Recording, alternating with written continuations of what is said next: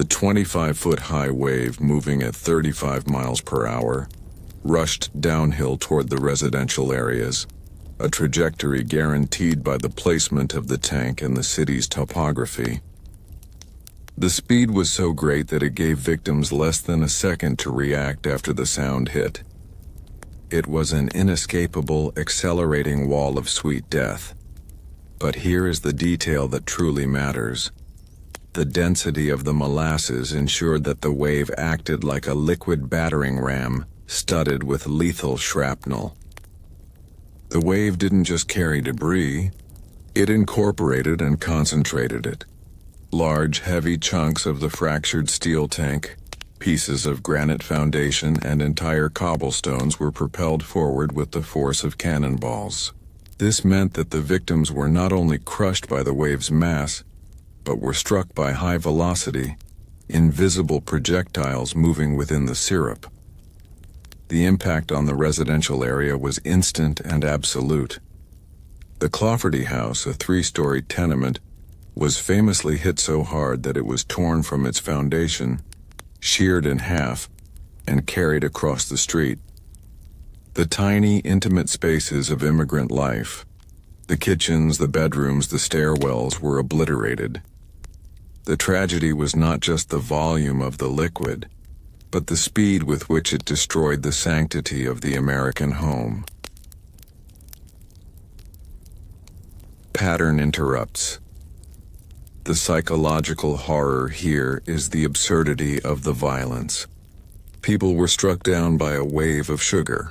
The sweet product of commerce was transformed into a grotesque engine of destruction. The juxtaposition of the substance's harmless nature with its devastating power creates a narrative tension that defies common historical logic and confirms the theme of the corporate world turning lethally bizarre.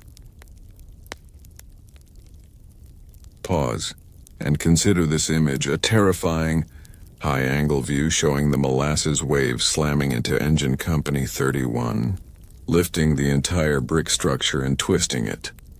This image confirms the ultimate government betrayal.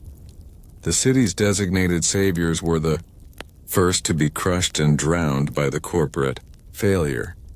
This phase was defined by the complete and total loss of agency and movement. Victims who survived the initial crushing force were now hopelessly trapped. The molasses, significantly denser than water, clung to their clothes and skin, creating an overwhelming suction. The sheer force required to pull a submerged limb free was exponentially greater than that of mud or water, making escape impossible. But here is the detail that truly matters.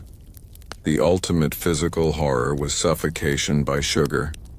The heavy adhesive syrup sealed the mouths and nostrils of the trapped, preventing breathing. Every panicked attempt to inhale only pulled the thick, sticky substance deeper into the throat and lungs. Unlike water, the viscosity of the molasses ensured it did not disperse. It gripped, clung, and suffocated slowly and relentlessly. The final moments of life were spent fighting against a medium that smelled and tasted like a grotesque, saccharine dessert. The psychological dimension of this suffocation was profound. The victims were buried alive in a cold, dark, sweet tomb, aware of the struggle around them but completely unable to move or save themselves. They were denied the quick, merciful end of the initial impact, forced instead to endure a prolonged, agonizing siege against the physical properties of the corporate product. This is the most acute psychological horror of the Molasses Flood. Pattern interrupts.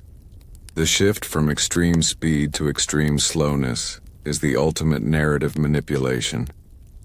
The disaster first strikes with the swiftness of a bullet, then traps with the immobility of stone. This contrast creates a sustained, multi-layered trauma for the characters and maximizes viewer dread. Pause and consider this image. A haunting depiction of a victim's face, entirely coated in the glossy, dark syrup, their expression frozen in silent panic. The image strips away the sound, focusing only on the slow, suffocating power of the viscosity.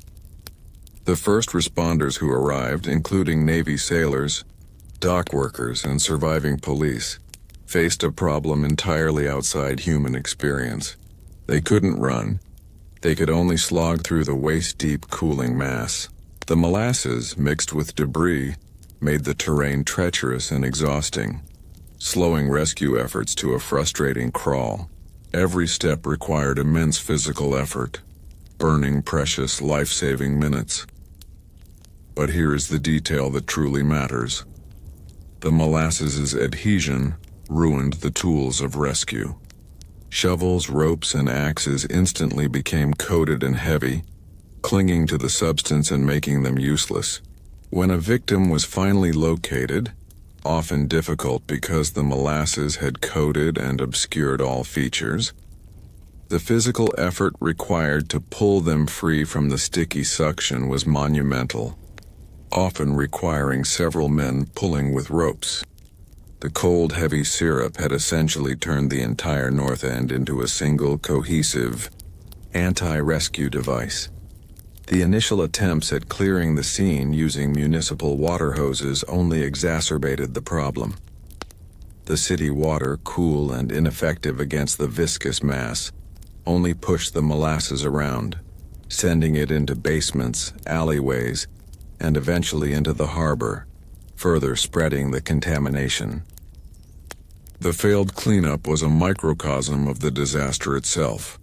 Inadequate response to an unprecedented engineered problem. The city was defeated by the sheer volume and density of the USIA's product. Pattern interrupts. The psychological focus shifts to the helplessness of the hero. The audience watches the determined rescuers struggling against an inanimate, sticky obstacle, a process that is both physically exhausting and morally devastating. The knowledge that the rescuers were forced to move in slow motion, while lives were actively slipping away, creates a profound sense of anguish and reinforces the theme of the corporate crime being designed for maximum inevitability and minimum chance of survival. Pause and consider this image.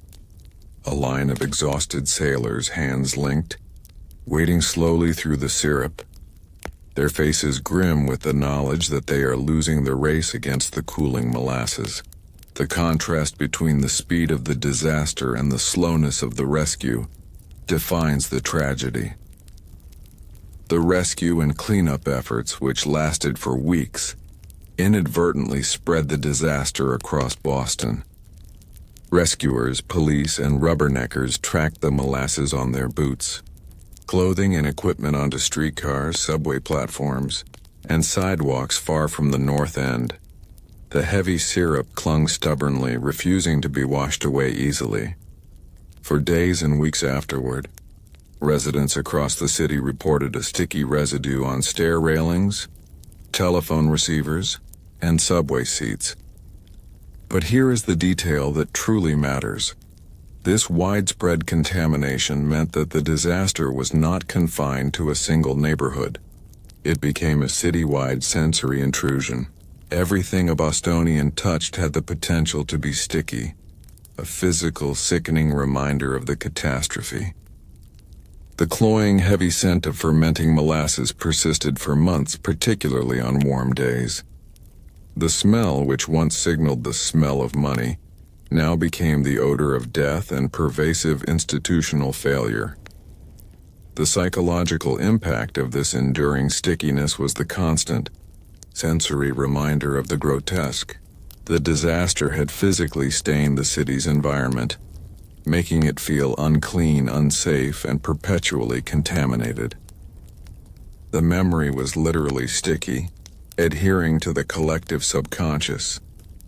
The unique, sickeningly sweet scent ensured that the tragedy could never be forgotten or dismissed as dry, academic history. It became a sensory truth, an environmental trauma. Pattern interrupts. The psychological focus here is the power of the sensory trigger. Every future smell of molasses, every sticky handrail, became a micro-trauma, a flash of memory transporting the survivor back to the moment of helplessness. The disaster ensured that a completely benign substance, sugar, was forever recast as an agent of terror and corporate betrayal. Pause and consider this image. A streetcar conductor, wiping his sticky hand on his coat, his expression tired and defeated. The molasses, though physically removed from the north end, had successfully migrated, ensuring the disaster achieved maximum psychological spread across the entire metropolis.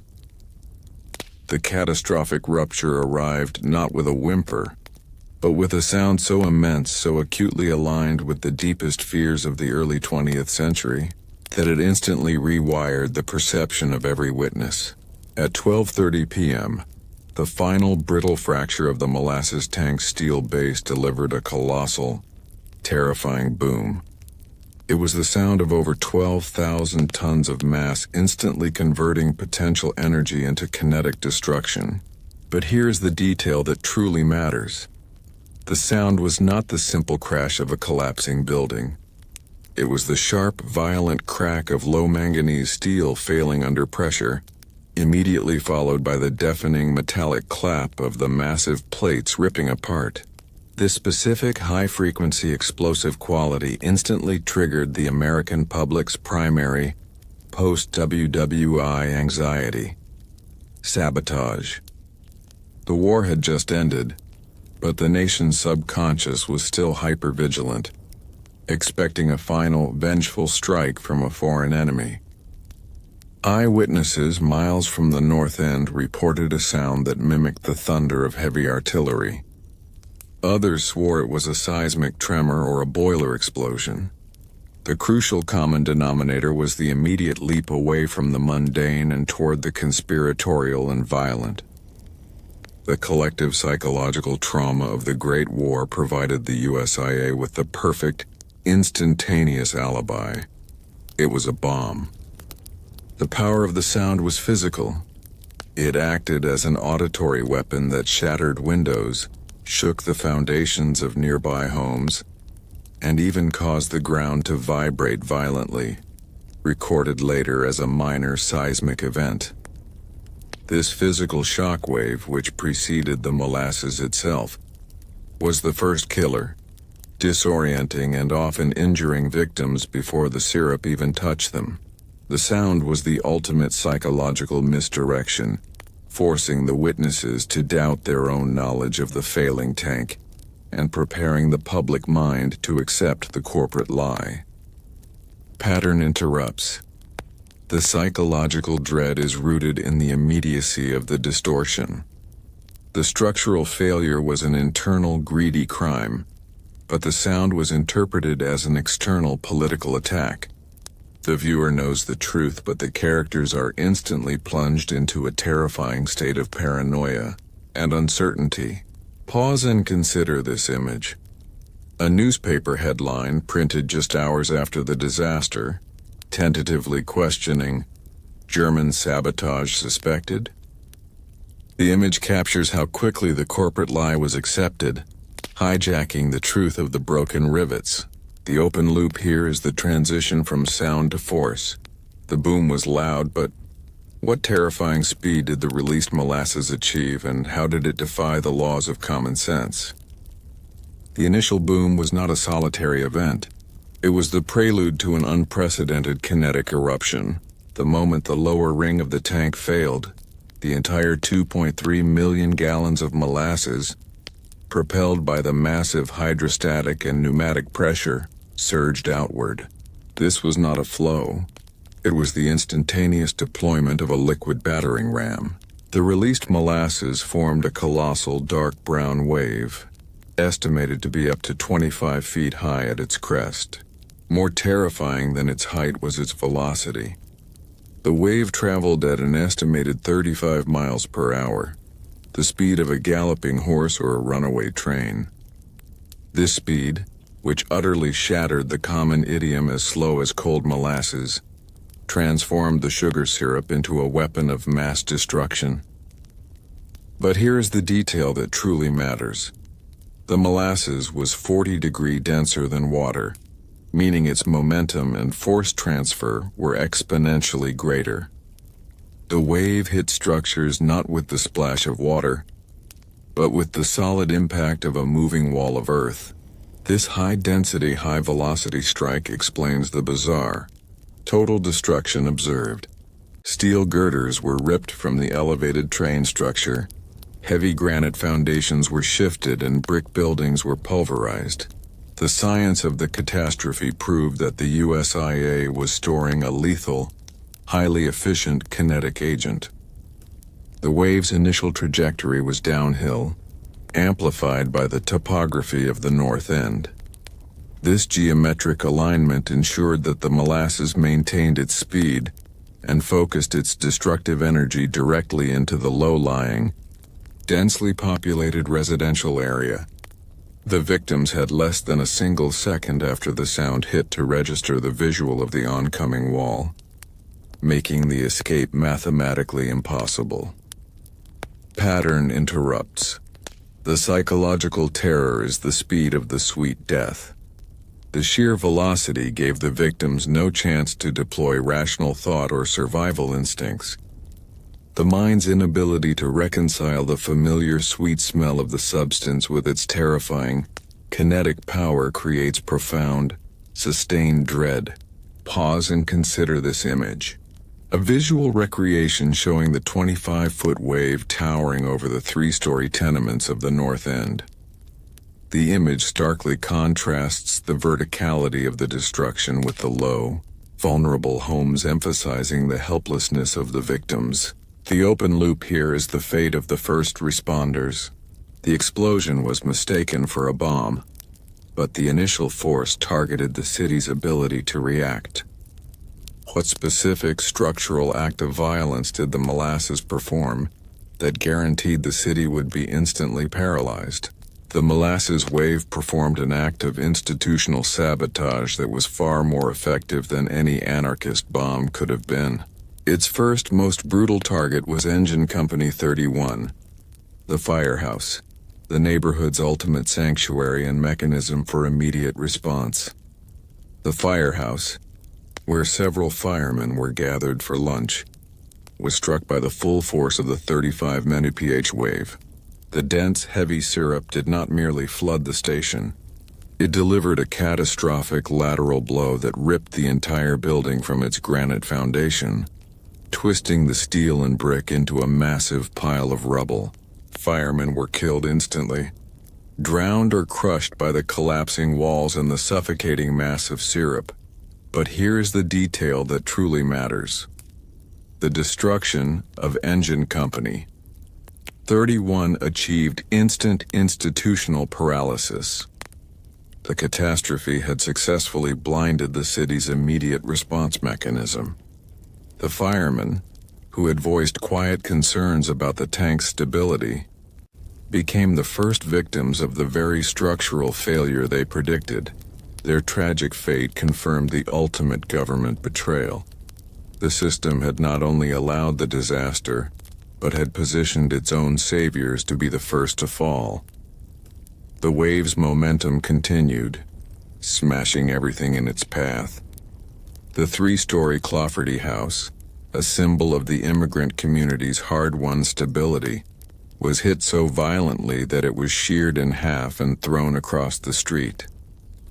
Families inside were tossed like laundry, instantly transitioning from the warmth of their lunch table to the cold, crushing reality of the sticky wave. The speed of the destruction was a violation of the sanctity of the home, turning the most intimate space into a lethal, unpredictable battlefield. Pattern interrupts. The psychological horror focuses on the speed of the transition from normalcy to annihilation. The firemen and families had no time for fear, only a blinding moment of shock.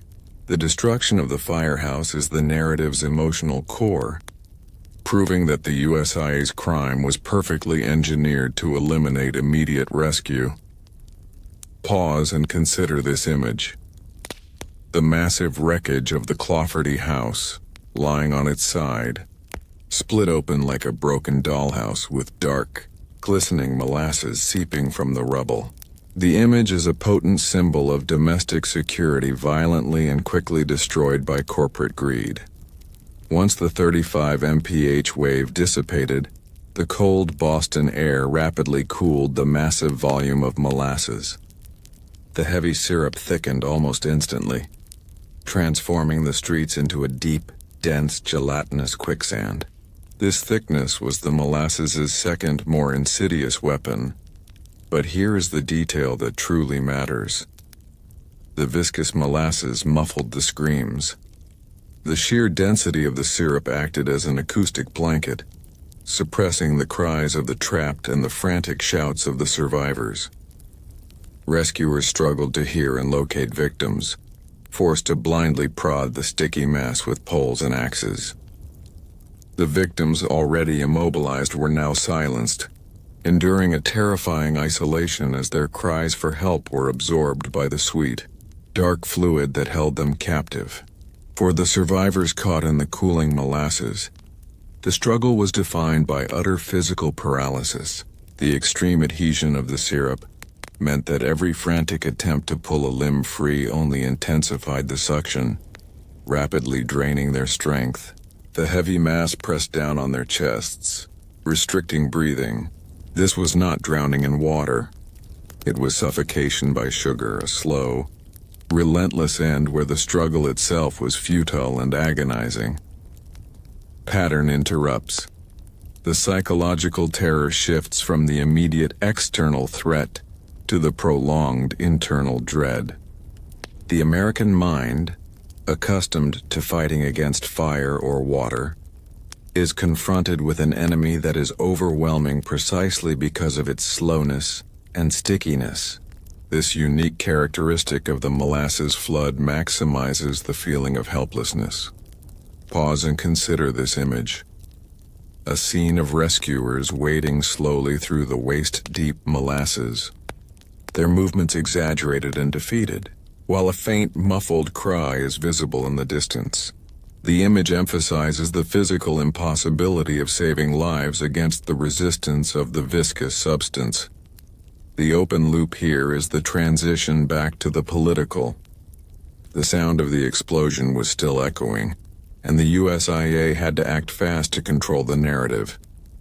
How did they immediately leverage the auditory confusion to launch their conspiracy lie and deflect blame from the structural failure?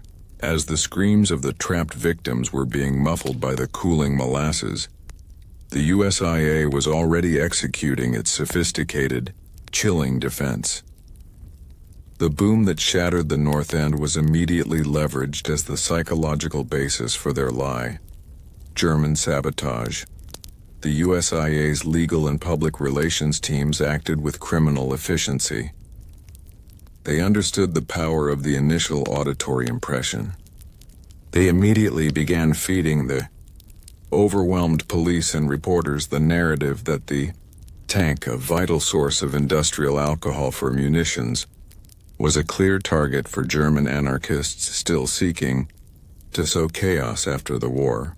The goal was simple: shift the narrative from a structural crime to a political conspiracy.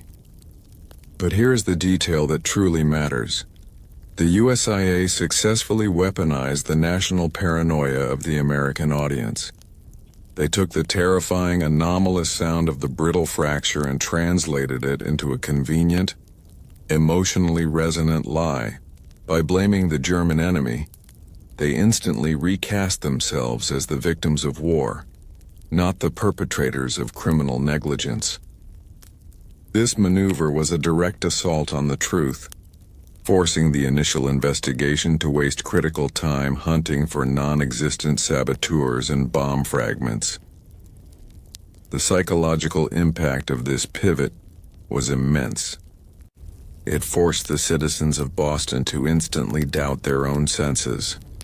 The residents who had heard the tank groaning for years were suddenly faced with a powerful, authoritative voice insisting that their perception was flawed, that their terror was caused by a shadowy foreign enemy, not by their own beloved industrial system. This deliberate gaslighting of the community was the final profound act of corporate betrayal. Pattern interrupts. The confrontation between the truth and the lie is the core psychological hook here.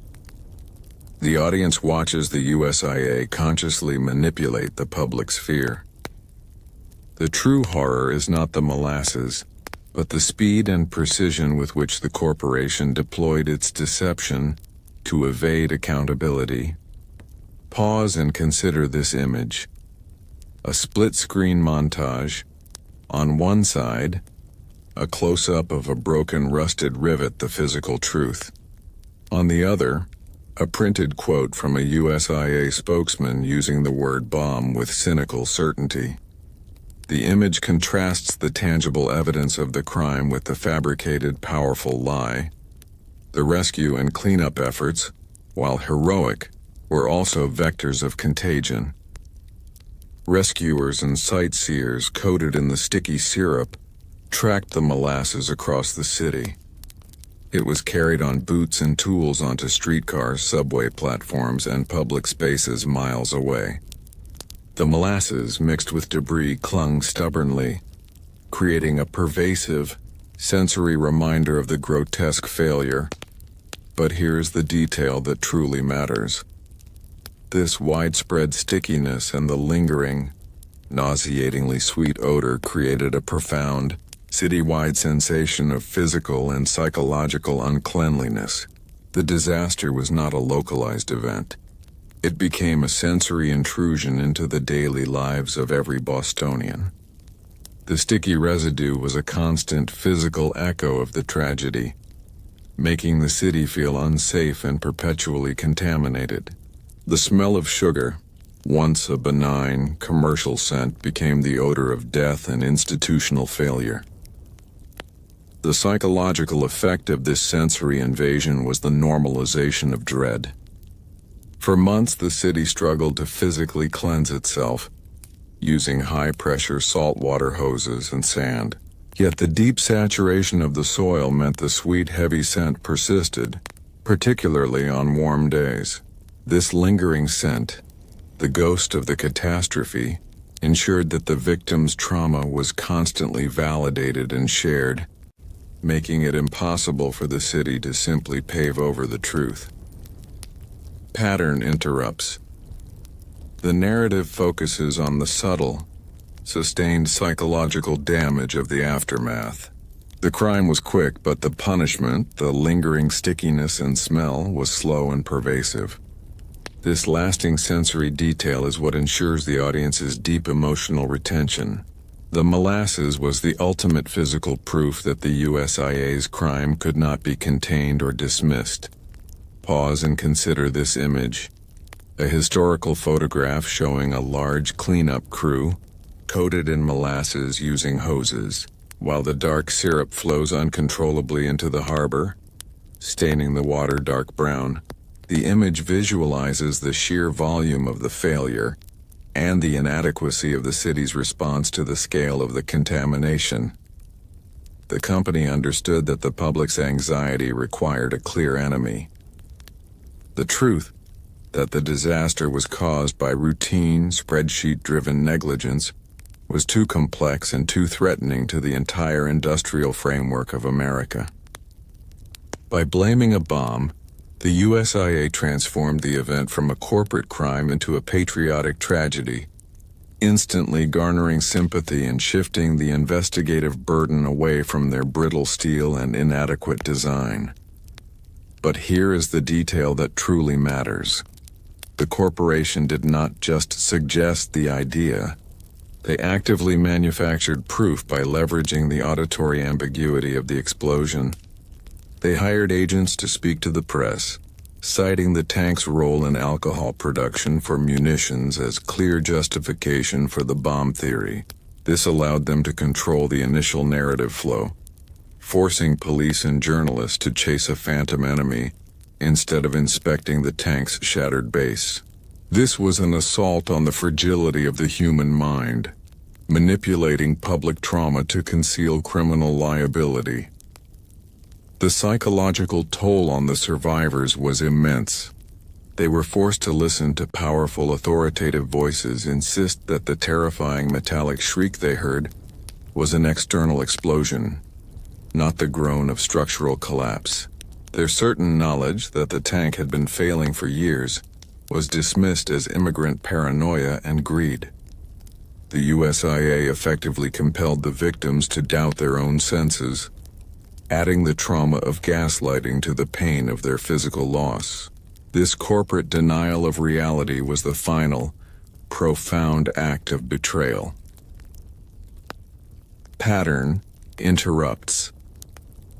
The true horror is the calculated choice. The USIA executives, sitting safely in their distant offices, consciously chose to let the public believe a dangerous lie to protect their assets. The viewer must see this manipulation as a cold, strategic maneuver, a reminder that corporate power can buy the narrative. Pause and consider this image.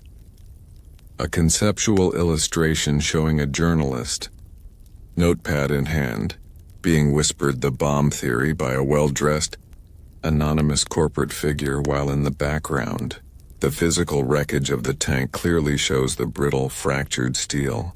The visual contrast highlights the battle between the whispered lie and the physical truth. The physics of the sugar syrup compounded the tragedy in a way that water or fire never could. The molasses weighed approximately 12 pounds per gallon, making it nearly half again as heavy as water. When the wave crashed, this immense density translated into an overwhelming crushing force. Buildings were pulverized not by velocity alone, but by the relentless dead weight of the syrup column. Victims caught under the wave were subjected to pressures that caused severe blunt force trauma, broken bones, and internal injuries that often proved fatal even before suffocation set in. But here is the detail that truly matters. The sheer weight of the molasses meant that it acted as a massive, heavy hydraulic agent, forcing debris into impossible positions and spaces. Victims were not just swept away. They were entombed under the combined weight of the syrup and the wreckage it carried.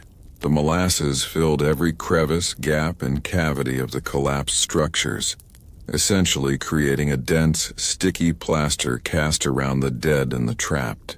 The psychological impact on the rescue workers was immense. Finding the dead became a macabre, agonizing process. Bodies were often so heavily glazed and obscured by the dark, clinging syrup that rescuers struggled to distinguish human remains from debris. The weight and adhesion of the molasses made it necessary to use axes, shovels, and even crowbars to extricate the victims.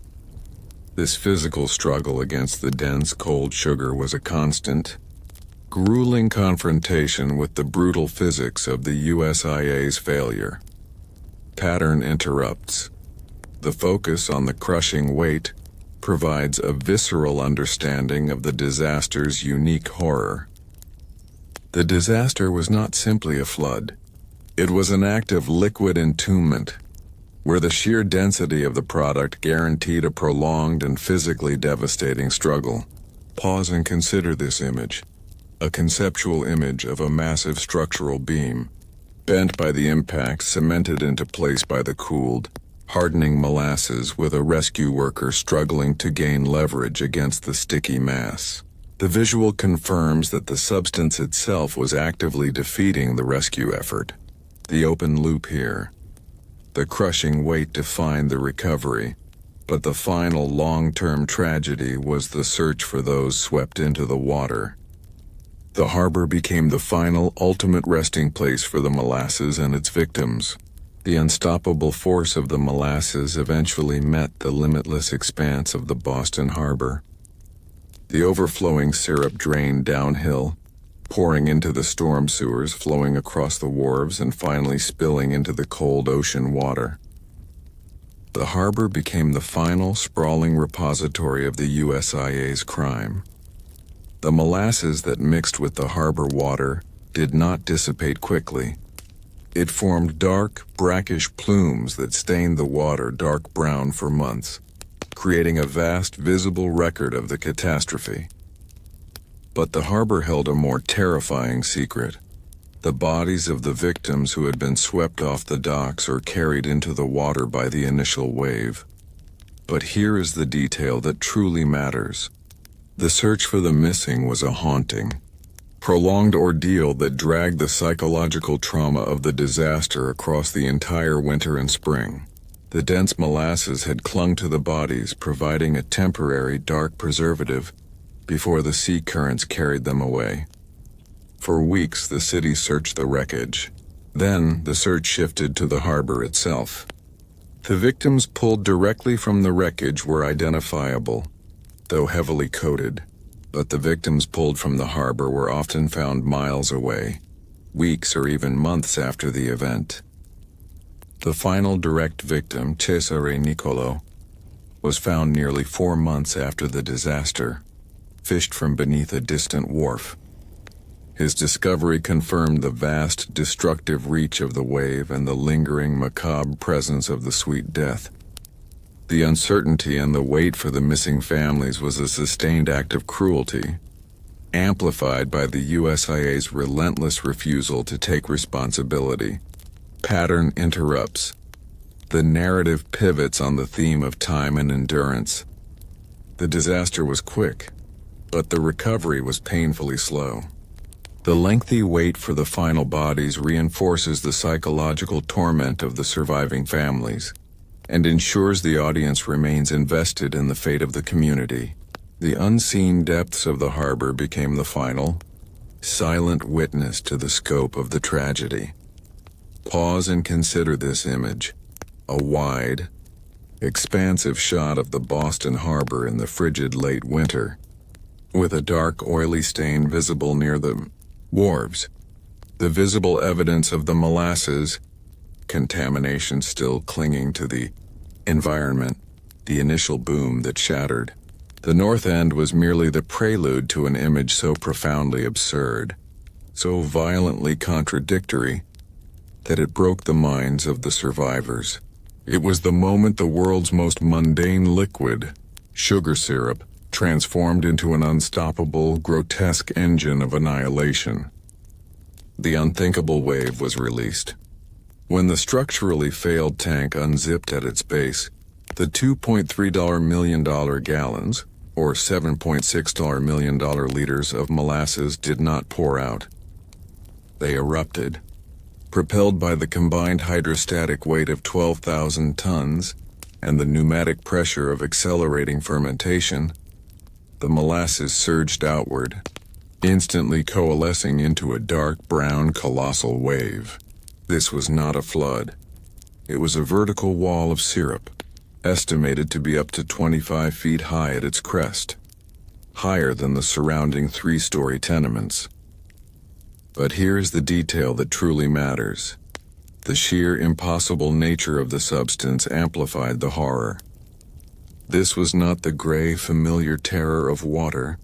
It was a dense, dark, edible substance, the sweet, cloying scent that had pervaded the North End for years. The smell of money now arrived instantly, with the force of a wrecking ball. The brain's attempt to process the sensory contradiction, the smell of baked goods accompanying a 35-Bauer Mopper kinetic missile, caused an instant, traumatic psychological short circuit in the victims. The wave moved with a terrifying velocity, a speed that was a direct final insult to the common-sense phrase, as slow as cold molasses. It moved like a train, ensuring that the victims caught in its path had absolutely no time to deploy survival instincts. They were trapped in the final mundane routine of their lunch hour, completely erased by the liquid manifestation of corporate greed. Pattern interrupts. The psychological dread is driven by the grotesque absurdity of the scene. The viewing audience, like the witnesses, must struggle to accept that something so harmless could be so utterly destructive. This cognitive dissonance ensures deep retention. Pause and consider this image, A conceptual illustration of the wave's vertical profile. A 25-foot wall of dark, glossy syrup towering over a small, recognizable figure on Commercial Street. The sheer, overwhelming scale confirms the disaster's unique terror. The open loop here is the composition of the wave. The molasses was the force, but what specific, lethal elements did it incorporate to transform itself from a simple liquid into a devastating projectile-filled battering ram? The unthinkable. Wave's destructive power was not limited to its density. It was amplified by the speed and the unique, sticky way it incorporated and weaponized debris. The wave was a projectile battering ram, a high-velocity slurry of sugar and structural shrapnel. As the $2.3 million gallons rushed out, the molasses immediately ingested and carried away every piece of solid matter in its path. Cobblestones, heavy barrels, utility poles, and entire carts were instantly swept into the viscous mass. More lethally, huge, jagged pieces of the fractured steel tank itself, the very remnants of the blueprint for disaster, were propelled forward with the kinetic energy of artillery shells. But here is the detail that truly matters. The molasses' adhesion meant the debris was held securely within the wave, turning the fluid mass into a highly concentrated, non-dispersing projectile. The wave did not break and deposit the debris. It slammed the shrapnel into buildings and victims. This mechanism explains the unprecedented structural damage, particularly the destruction of the heavy, steel support girders of the elevated train line, which were twisted and snapped by the concentrated force of the high-density impact. The structural integrity of the city itself failed under the assault of this engineered composite weapon. The target was the human body. Victims were struck not just by the crushing mass of the wave, but by the high-velocity invisible objects moving within the dark syrup. The distinction between being crushed by the liquid and being struck by a flying piece of cobblestone was irrelevant. The unthinkable wave guaranteed instant catastrophic trauma either way. Pattern interrupts. The psychological terror here lies in the total loss of control. The victim was caught in a chaotic, unpredictable slurry, where every element, the liquid, the air, the debris, was actively working to maim or kill. The unique physical properties of the molasses, its ability to hold and concentrate debris, made the disaster exponentially more lethal than a water flood. Pause and consider this image. A graphic showing a cross-section of the wave. A dark, dense mass with jagged steel fragments and cobblestones embedded within it, highlighted to show the lethal concentration of shrapnel. This image visually confirms the scientific nature of the crushing projectile force. The open loop here is the primary moment of institutional destruction. The wave was aiming for the residential area, but it hit the symbolic center of the north end first. What specific act of violence did the wave commit that guaranteed the entire city would be plunged into immediate helplessness? The unthinkable wave's first act was one of profound institutional sabotage, a symbolic strike against the city's ability to protect its own. It directly targeted Engine Company 31, the firehouse, with devastating, premeditated precision. The firehouse sat directly in the downhill trajectory of the explosion. The 25-foot wave slammed into the brick structure, and the colossal, concentrated force of the syrup did the unimaginable. It lifted the entire building off its granite foundation, twisting the steel frame and instantly reducing the station to a hopeless pile of rubble. Several firemen who had been enjoying their mundane lunch were killed instantly, crushed and submerged. But here is the detail that truly matters. The destruction of Engine Company 31 was the ultimate government betrayal rendered physical. The firemen who had sounded the internal alarm about the tank's structural integrity became the first victims of the negligence they had warned against.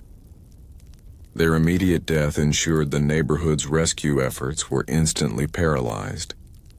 The city had promised protection, but the USIA's wave eliminated the promise's physical representation in a single, terrifying second. The psychological impact of this specific destruction was the total collapse of communal security. The firehouse represents safety, order, and the immediate arrival of help. Its instantaneous annihilation by the tsunami of syrup confirmed the residents' worst fears. The system was broken, and there was absolutely no refuge from the grotesque power of corporate greed. The unthinkable wave achieved what no external enemy could, the self-inflicted blindness of the city's rescue capabilities. Pattern interrupts. The narrative pivots on the profound tragedy of the firemen's fate. They are the sympathetic heroes who were defeated not by the fire they were trained for, but by the unexpected, sweet, viscous liquid. This grotesque irony maximizes the emotional toll on the viewer. Pause and consider this image. A side-by-side visual of the firehouse before the disaster, a symbol of solid brick order, and immediately after, a chaotic, crushed heap of wreckage with dark molasses seeping through. The contrast emphasizes the sheer, overwhelming power of the wave's kinetic force. The wave slammed into the row of residential tenements, primarily three-story wooden and brick structures, which were completely unprepared for this type of lateral force. The most famous example of this structural violence was the Clockerty house. But here is the detail that truly matters. The wave struck the Clockerty house with such precise, overwhelming kinetic energy that it sheared the house in half, ripped it entirely from its foundation, and carried the front portion across the street, where it slammed into the elevated train embankment. Families inside, sitting down to lunch, were tossed and flung as their sanctuary dissolved around them. Beds, furniture, and bodies were instantly mixed with the dark syrup and the rubble. The destruction was so complete that the house was literally unwrapped and disassembled by the liquid force. The psychological impact was the complete and total erasure of certainty. Home is the final stronghold against chaos. Yet the unthinkable wave proved that even this sacred, private space could be violently and instantly annihilated by the physical manifestation of corporate indifference. The absurdity of being killed in one's kitchen by a tsunami of syrup amplified the trauma, forcing the survivors into a state of shock that bordered on delusion. Pattern interrupts. The narrative focuses on the fragility of human constructs against the power of the engineered force. The disaster was not a natural event. It was a physics problem created by greed, and the houses were merely the unfortunate variables in the equation. The intimate nature of the destruction, the disruption of a family lunch, makes the betrayal deeply personal. Pause and consider this image. A reconstruction showing the interior of a tenement kitchen, moments before impact. A simple table set with bowls, and then, a second later, the dark, viscous wave filling the room, obliterating the mundane scene. This visual emphasizes the swiftness of the annihilation. The psychological siege of this phase was the confrontation between the victim's desperate will to survive and the physical impossibility of movement. The molasses, heavy and cold, did not allow for the natural buoyancy of drowning. It created a constant, overwhelming suction and adhesion. But here is the detail that truly matters. For the victims caught in the cooling mass, the struggle itself was fatal. Any attempt to pull a limb free only intensified the suction, rapidly draining their energy. The molasses, pressing heavily on the chest, restricted breathing. Most tragically, the suffocating end was caused by the syrup clinging tenaciously to the face, sealing the mouth and nostrils. Death was not quick. It was a slow, agonizing period of physical paralysis and respiratory failure in a substance that tasted sickeningly sweet. The knowledge that they were trapped in a sweet, dark tomb, immobilized by the very density of the sugar product, created a terror that transcended physical pain. It was the ultimate feeling of powerlessness, made grotesque by the nature of the medium. The unthinkable wave ensured that the struggle was futile, transforming the disaster into a prolonged, existential horror. Pattern interrupts. The narrative pivot from speed to slowness is crucial for emotional escalation. The disaster delivers a quick shock, followed by a slow, sustained torture.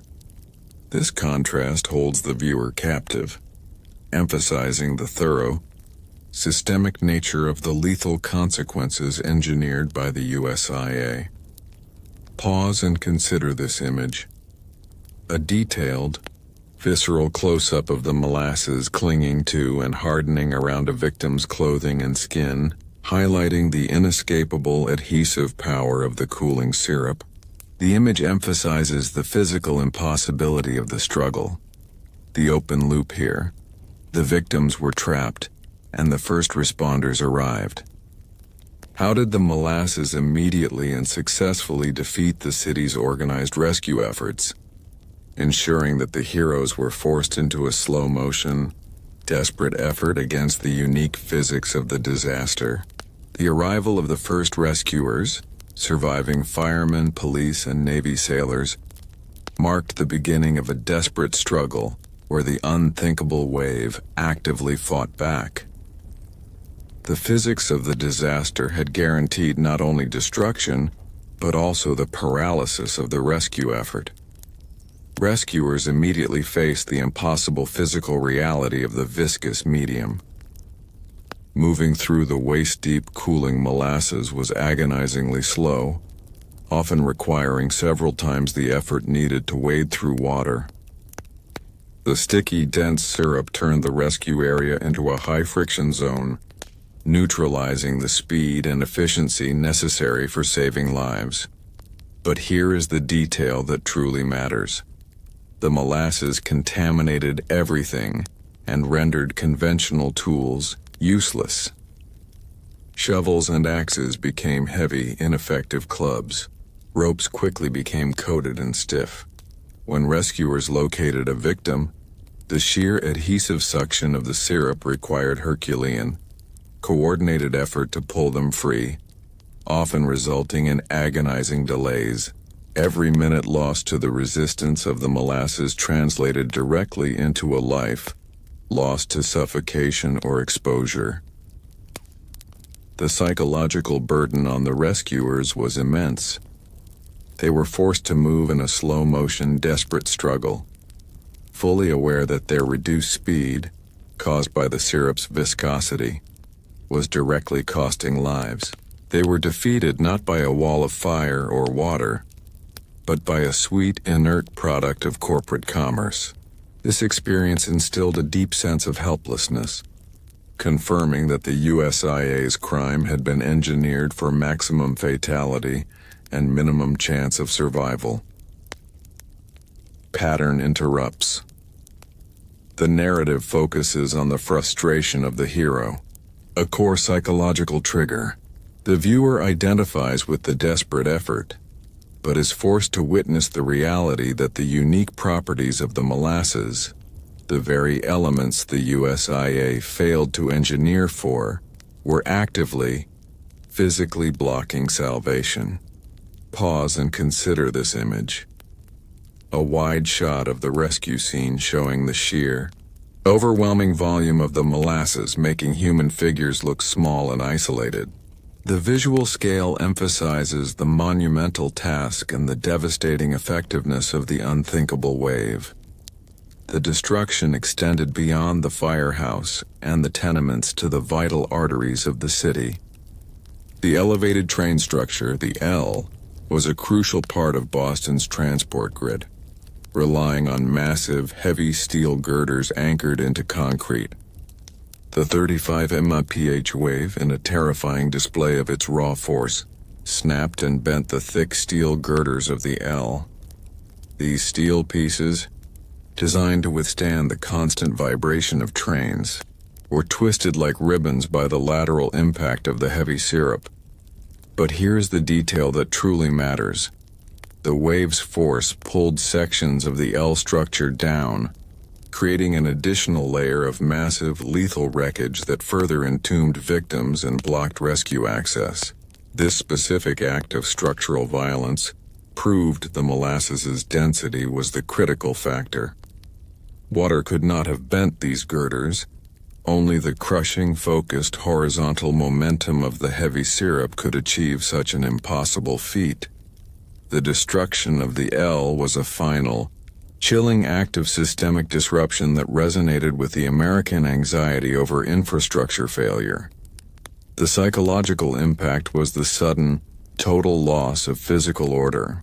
The familiar geometry of the city, the straight lines of the tracks, the verticality of the buildings was violently replaced by a chaos of twisted metal and rubble, all glazed in dark, glistening molasses. The world had been turned upside down by a food product. This grotesque inversion of reality was the ultimate psychological shock. Pattern interrupts. The narrative pivots on the structural evidence of the wave's power. The sheer impossibility of the damage, the bent steel, is the tangible proof that the event was not an accident, but the result of the USIA's engineering crime being amplified by physics. Pause and consider this image. A conceptual illustration showing the molasses wave hitting the L support structure. The base of the steel girder is visibly snapping under the immense pressure of the dense fluid. This visual detail confirms the terrifying power of the liquid battering ram. As the molasses cooled, it did not simply settle. It incorporated the entire streetscape. Cobblestones, dirt, and pulverized building materials were fully absorbed into the heavy syrup, which then began to harden into a dense, sticky, concrete-like substance. The streets were no longer paved. They were entombed under a layer of rock-hard, sugary goo that refused to yield. But here is the detail that truly matters. The initial cleanup attempts by the city were disastrously inadequate. Using cold water from municipal hoses simply pushed the molasses around and accelerated its hardening, cementing the debris and the wreckage more firmly in place. The city had to resort to desperate, unconventional methods, including flooding the streets with massive volumes of salt water, pumped directly from Boston Harbor. This corrosive, destructive measure was necessary to break down the sticky bonds of the molasses, turning the disaster zone into a temporary, polluted salt marsh. The psychological toll on the hundreds of laborers, firemen, city workers, and Navy personnel was immense. They were forced to wield axes, crowbars, and even steam shovels against a substance that felt like rock and smelled sickeningly sweet. The work was slow, grueling, and humiliating, a desperate physical struggle against the unique scientific reality of the USIA's product. The molasses, in its solidified form, was the final, physical embodiment of the corporate lie, refusing to disappear easily. Pattern interrupts. The focus on the cleanup creates a powerful, secondary narrative of human resilience against impossible odds. The viewers see the scale of the failure measured in tons of sticky, solidified waste.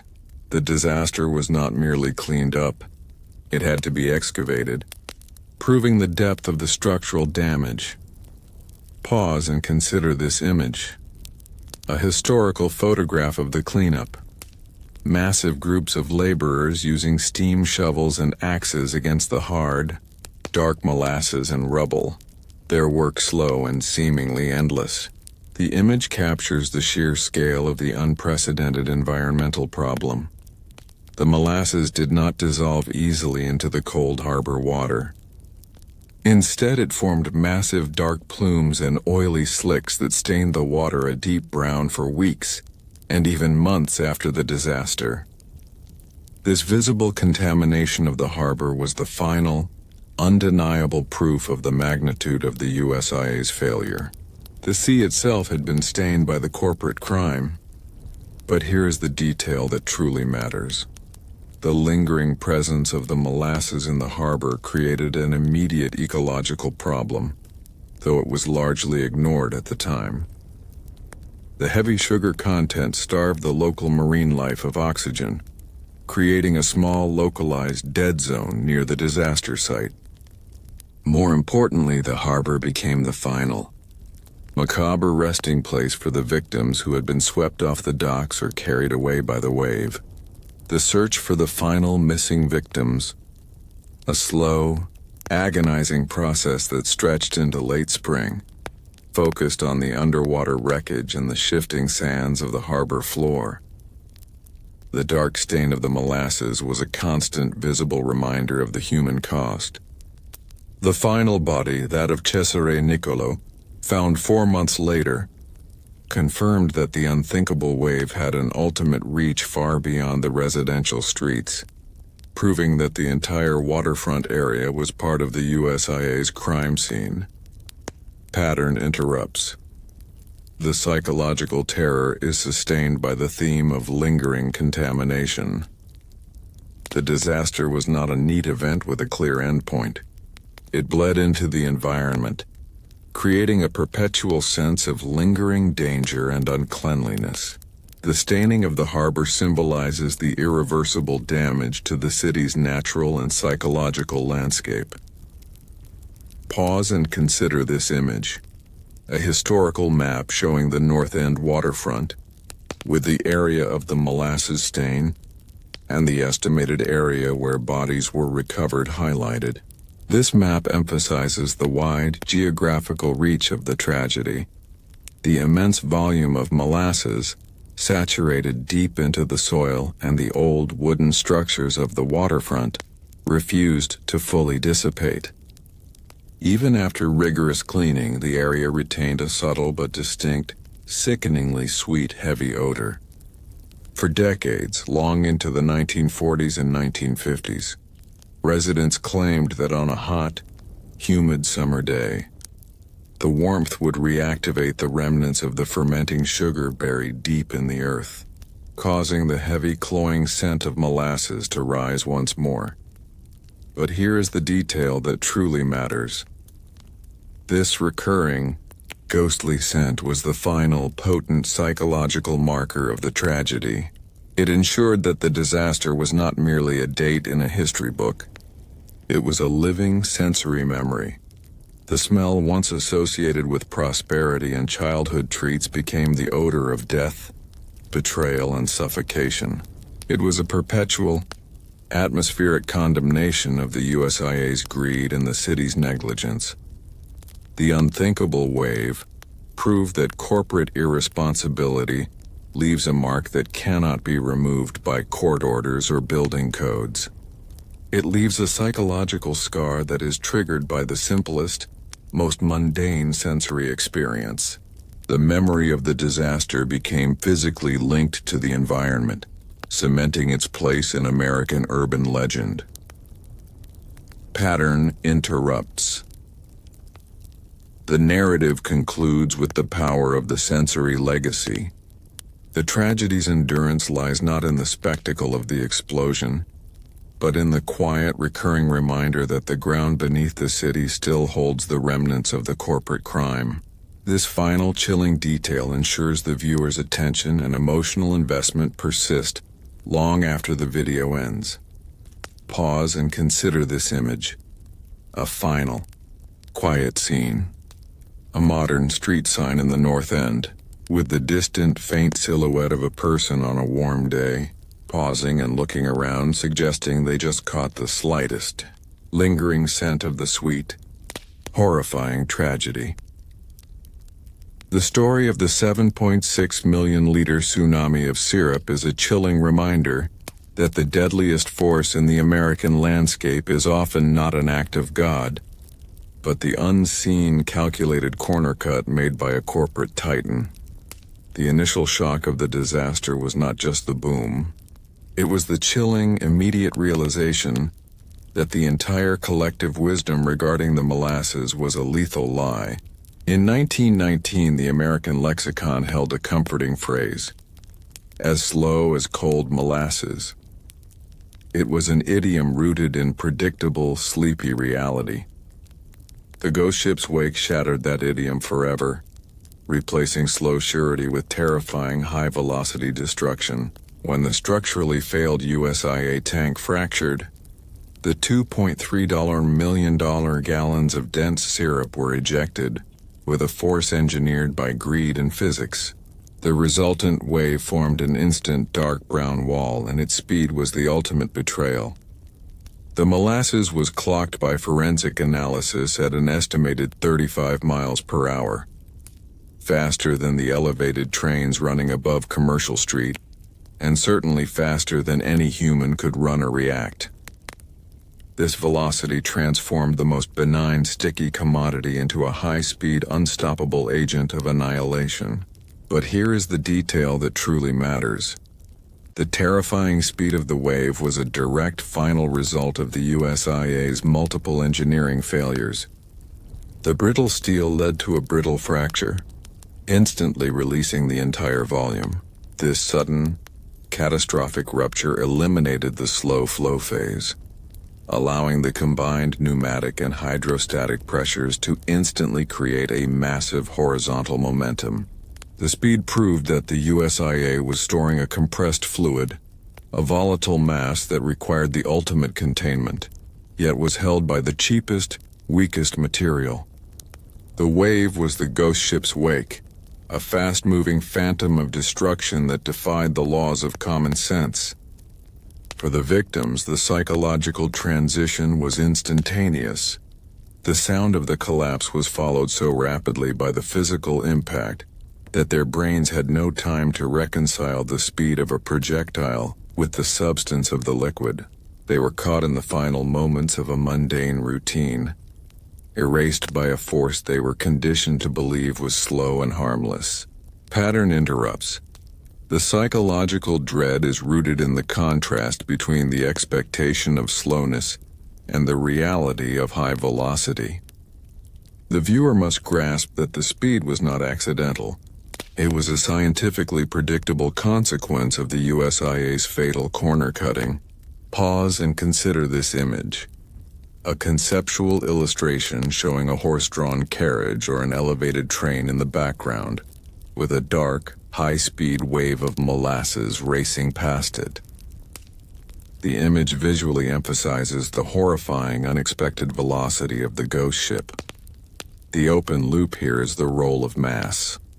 The wave was fast, but what did its immense concentrated mass and density achieve that a similar wave of water could not? The ghost ship's wake was not just fast. It was monumentally heavy. The speed of the wave, combined with the inherent density of the molasses, created a kinetic force that was unparalleled in American industrial history. This density was the true source of its lethal power.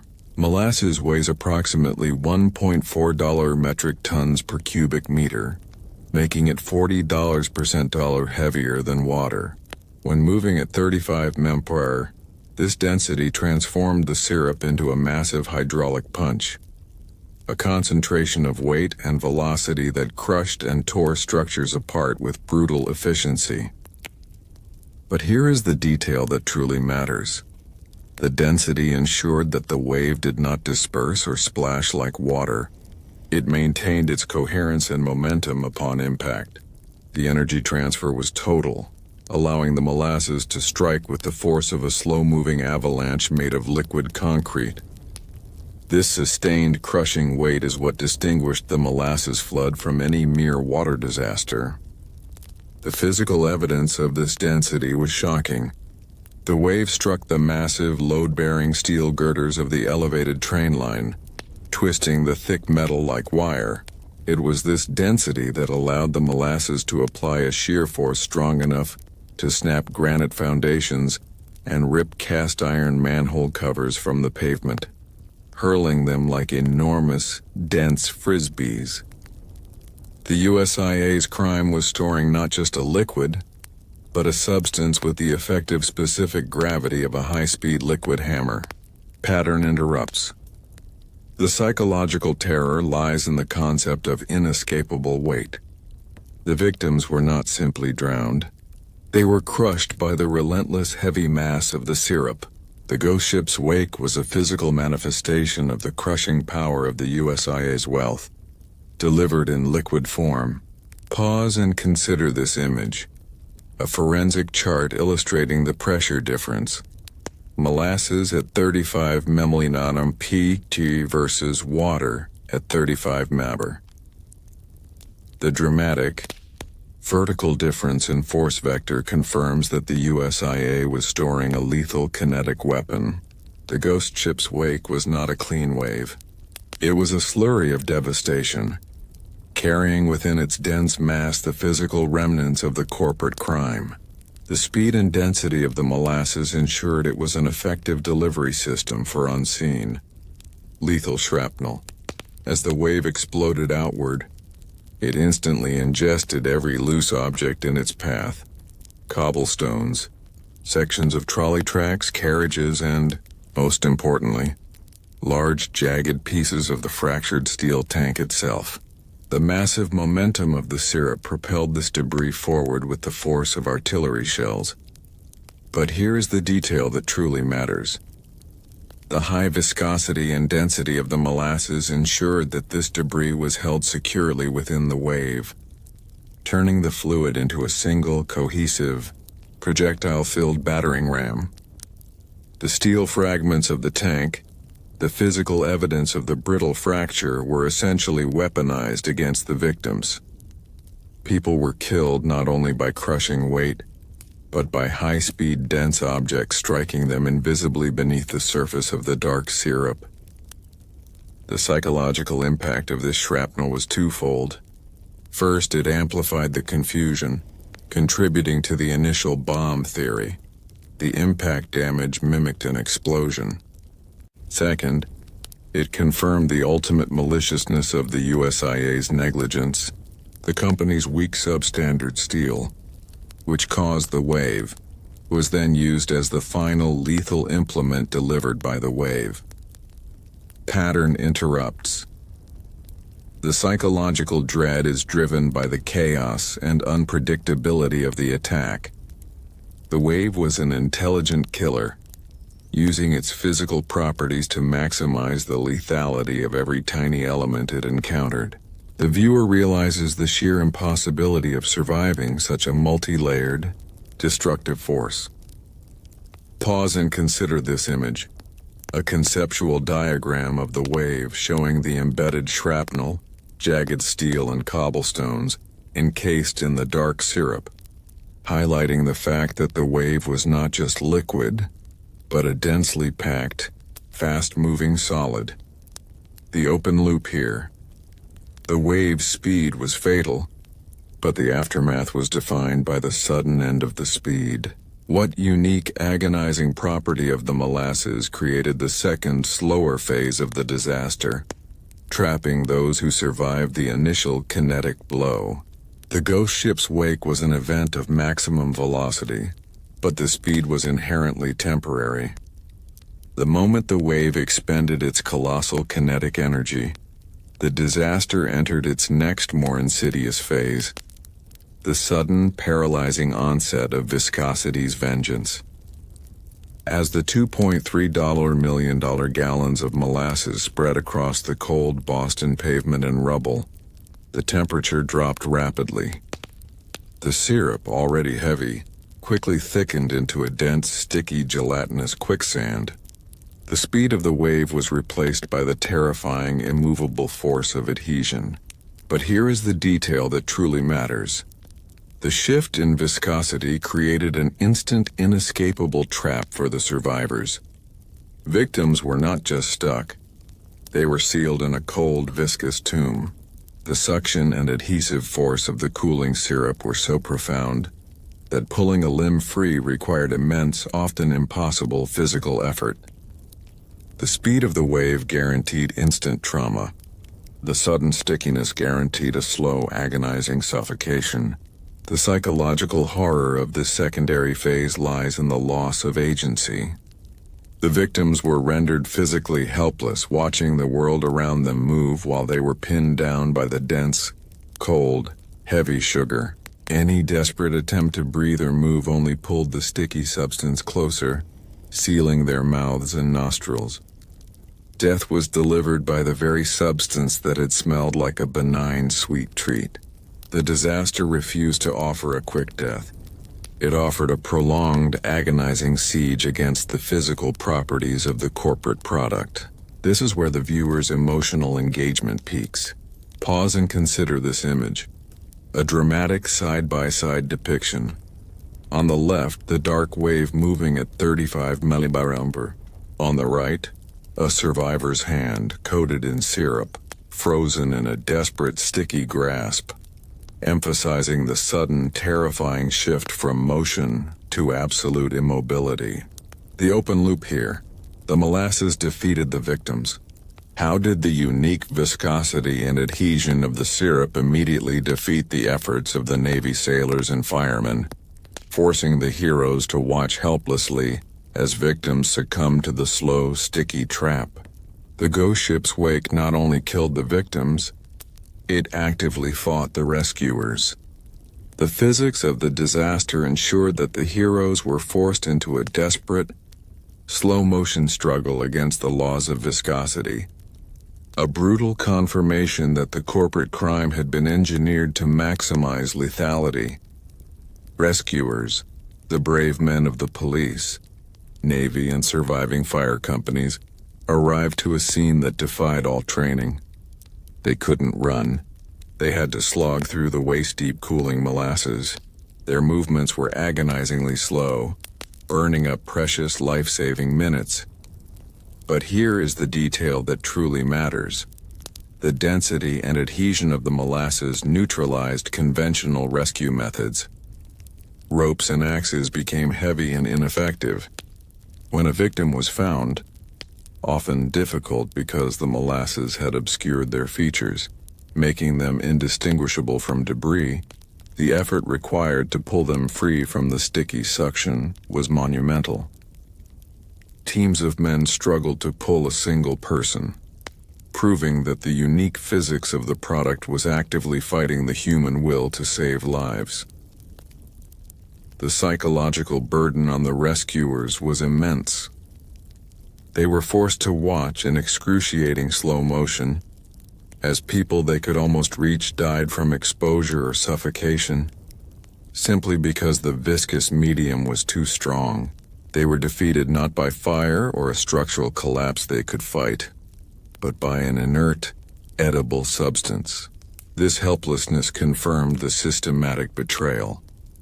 The corporate crime had created a perfectly defended, deadly trap.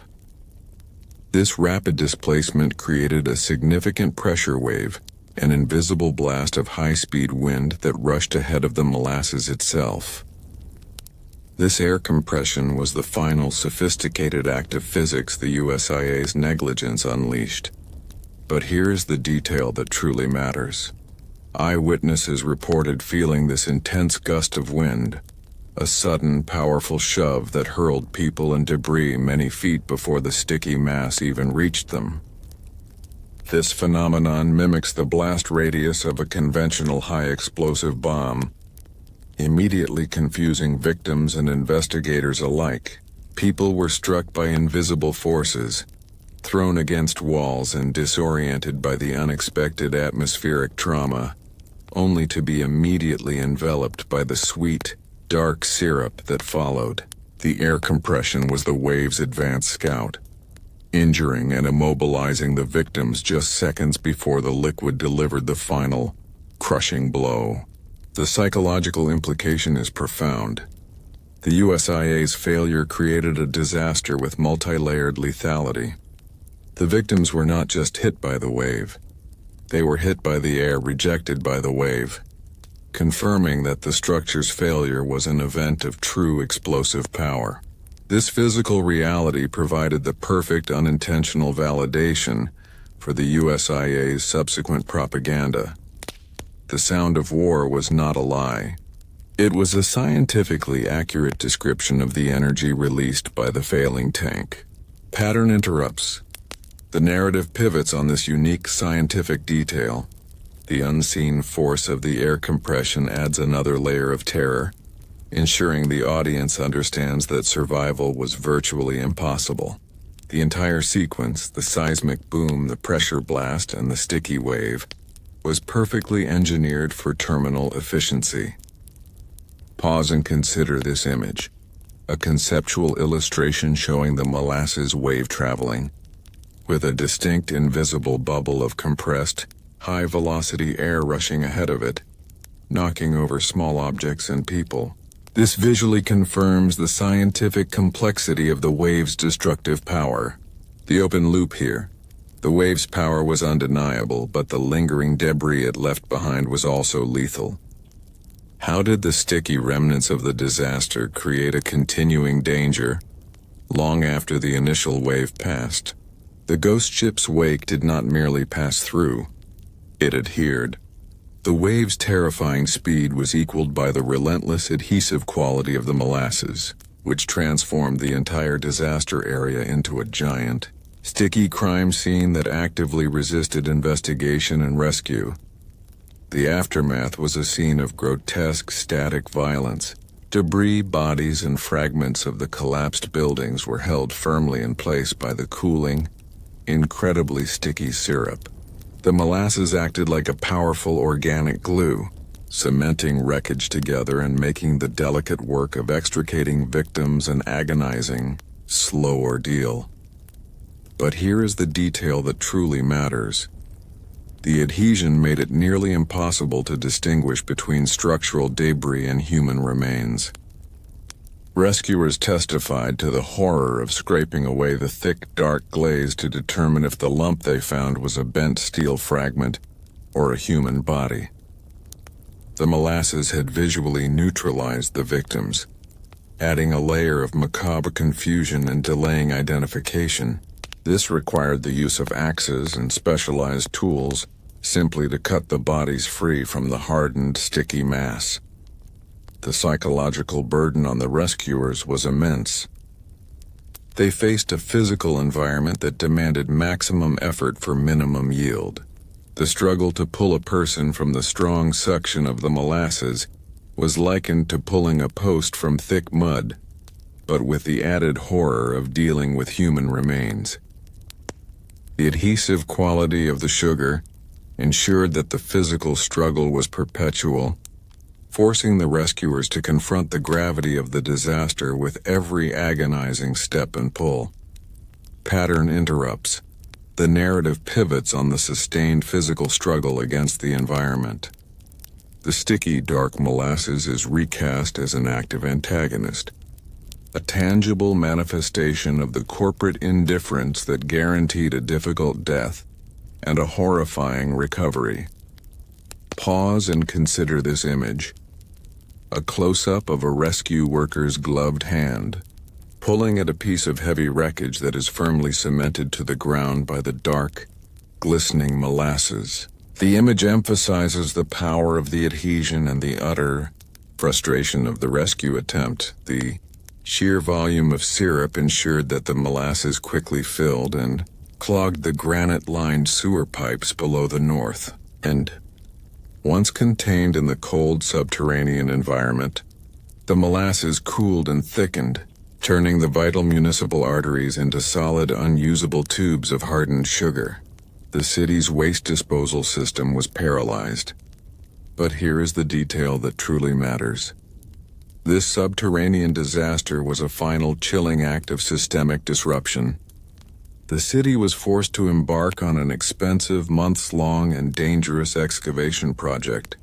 Workers had to descend into the cold, dark, and claustrophobic sewers to physically chip away the solidified molasses using steam drills and axes. The smell in the enclosed spaces was overwhelming, creating a profound localized health hazard. The fact that the city was forced to spend taxpayer money to literally excavate a corporate product from its own infrastructure was the final, tangible proof of the USIA's profound recklessness. The initial, deafening boom of the tank's fracture had ceased. The 35-mile-per-hour wave, the terrifying ghost ship's wake, had expended its kinetic fury, demolishing structures and instantly killing those in its direct path. But the horror did not end with the speed.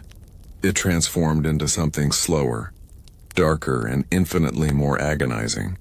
The moment the molasses stopped moving, the disaster entered its cruel, secondary phase, the viscosity siege. The cold New England air and the debris-laden ground rapidly leached the warmth from the massive volume of syrup. The molasses, heavy and dense, cooled almost instantaneously. This thermal drop triggered a terrifying chemical reaction that weaponized the substance's core physical property, its viscosity. The liquid concrete, which had delivered the initial crushing blow, transformed into a deep, dense, gelatinous trap. The first victims caught in this transition were subjected to a fate far more prolonged and psychologically damaging than those crushed instantly.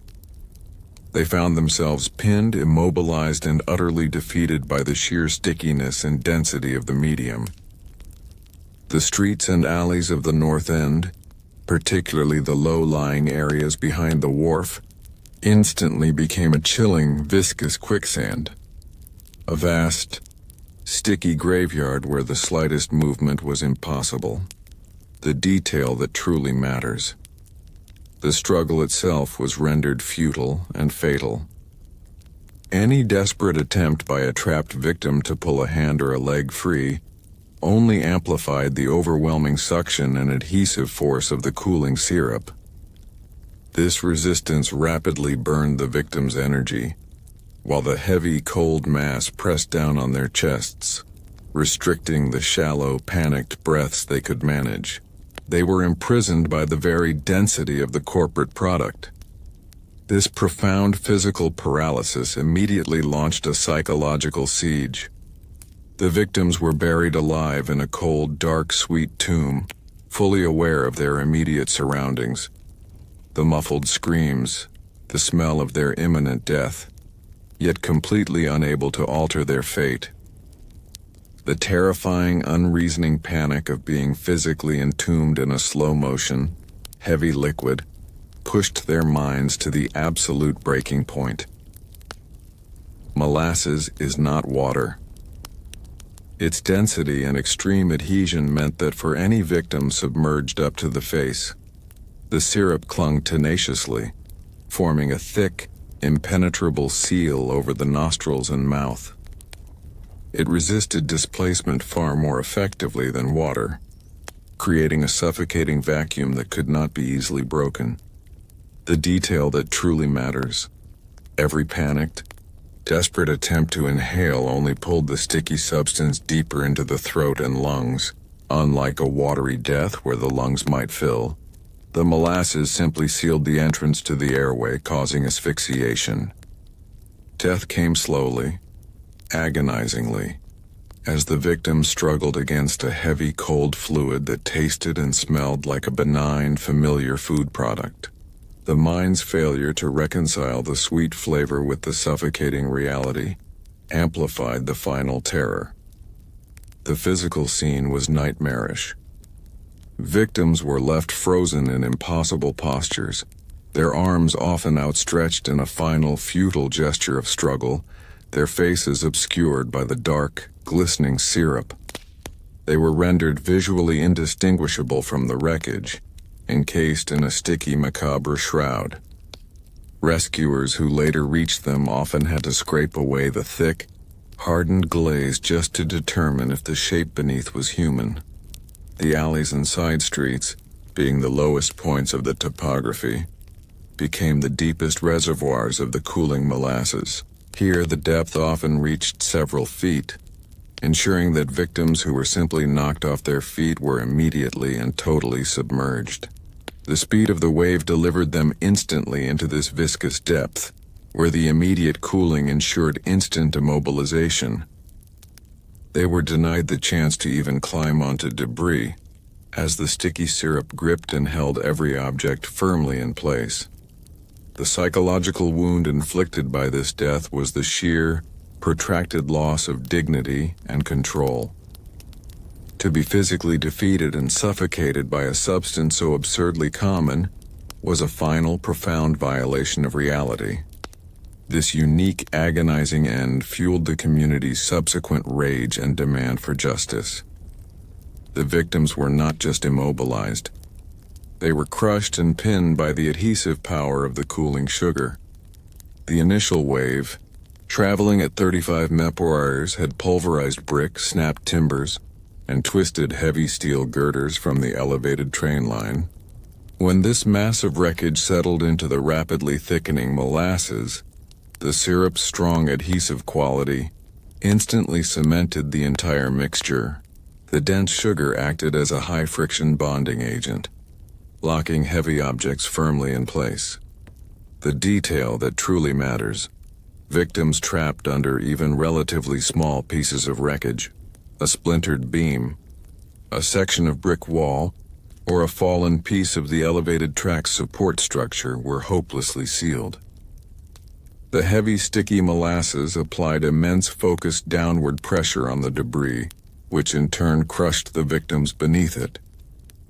To pull a victim free, the rescuers often had to first attempt to dislodge the heavy wreckage, a near impossible task given the intense, gripping suction of the surrounding syrup. The victim was subject to both suffocation from above and crushing trauma from the weight being pressed down upon them. The psychological terror of this entombment was the immediate and total loss of hope for rescue.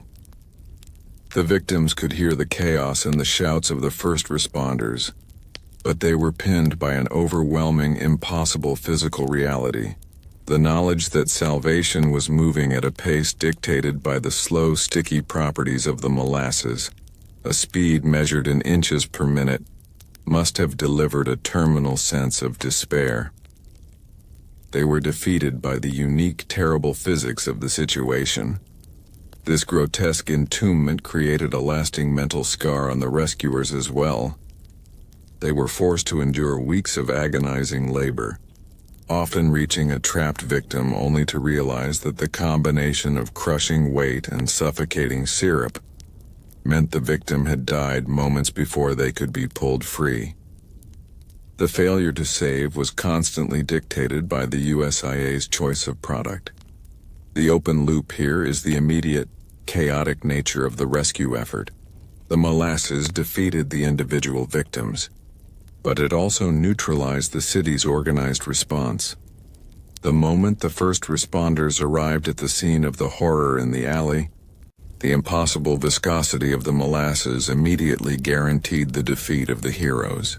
This confrontation between human will and the inert, sticky physics of the syrup is one of the most compelling and agonizing psychological dramas of the disaster. The rescuers, police officers, surviving firemen, and the hundreds of Navy sailors and dock workers who rushed to the scene were prepared for conventional disaster. They were equipped for fire, water, and debris. They were utterly paralyzed by the heavy, thick syrup, the detail that truly matters. Moving through the cooling molasses required an immense, unsustainable effort. Rescuers could not run. They could only slog through the waist-deep mass. Forensic accounts suggest that moving through the viscous fluid required up to 5 times the energy expenditure compared to moving through water. This staggering resistance immediately erased the golden hour for rescue. Precious minutes, vital seconds, were lost to the sheer physical thickness of the corporate product. The molasses actively fought the tools of salvation. Shovels, ropes, and axes quickly became coated and ineffective, their weight amplified by the clinging syrup.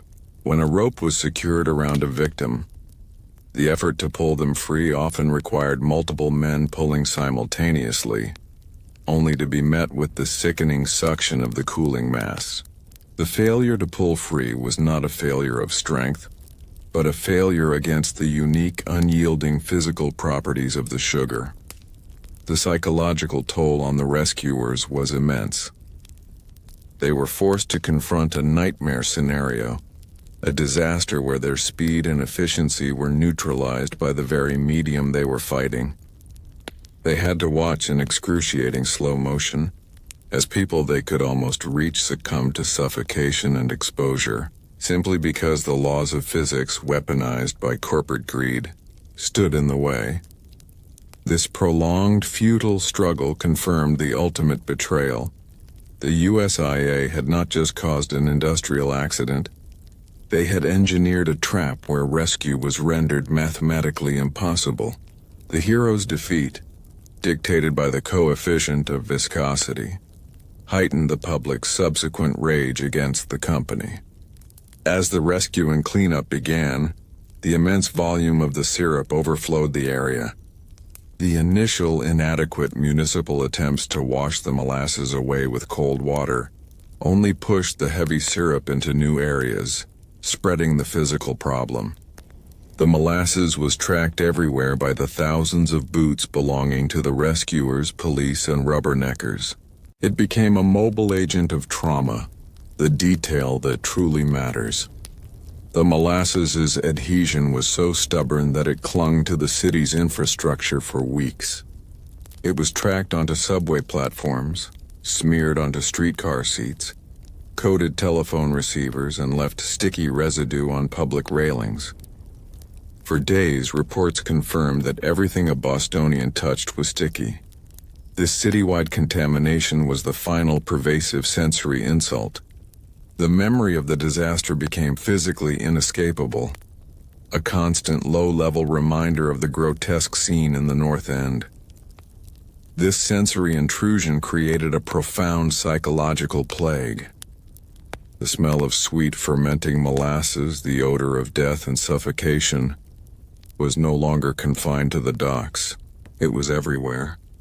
This universal stickiness created a deep, visceral sense of unease and vulnerability throughout the population. The trauma was no longer just the victim's problem. It was the city's shared, sticky shame. The familiar environment was rendered unsafe, perpetually contaminated by the toxic residue of corporate negligence. The psychological impact of the cleanup itself was also severe. Workers forced to spend weeks submerged in the dark, heavy syrup pulling out mangled, molasses-coated bodies, suffered extreme emotional distress. The grotesque absurdity of the death, suffocation by sugar, left an indelible mark of trauma, contributing to lasting mental health issues among the cleanup crews. The moment the initial boom occurred, the USIA's legal team immediately seized on the public's post-WWI anxiety, launching the infamous German Sabotage lie. The goal was to provide a simple, external, and emotionally resonant narrative that would completely eclipse the complex, damning truth of metallurgy and corporate budget cuts. The detail that truly matters. The USIA successfully weaponized the auditory event. The metallic fracture of the cheap steel, which sounded like an explosion, was the only evidence they needed.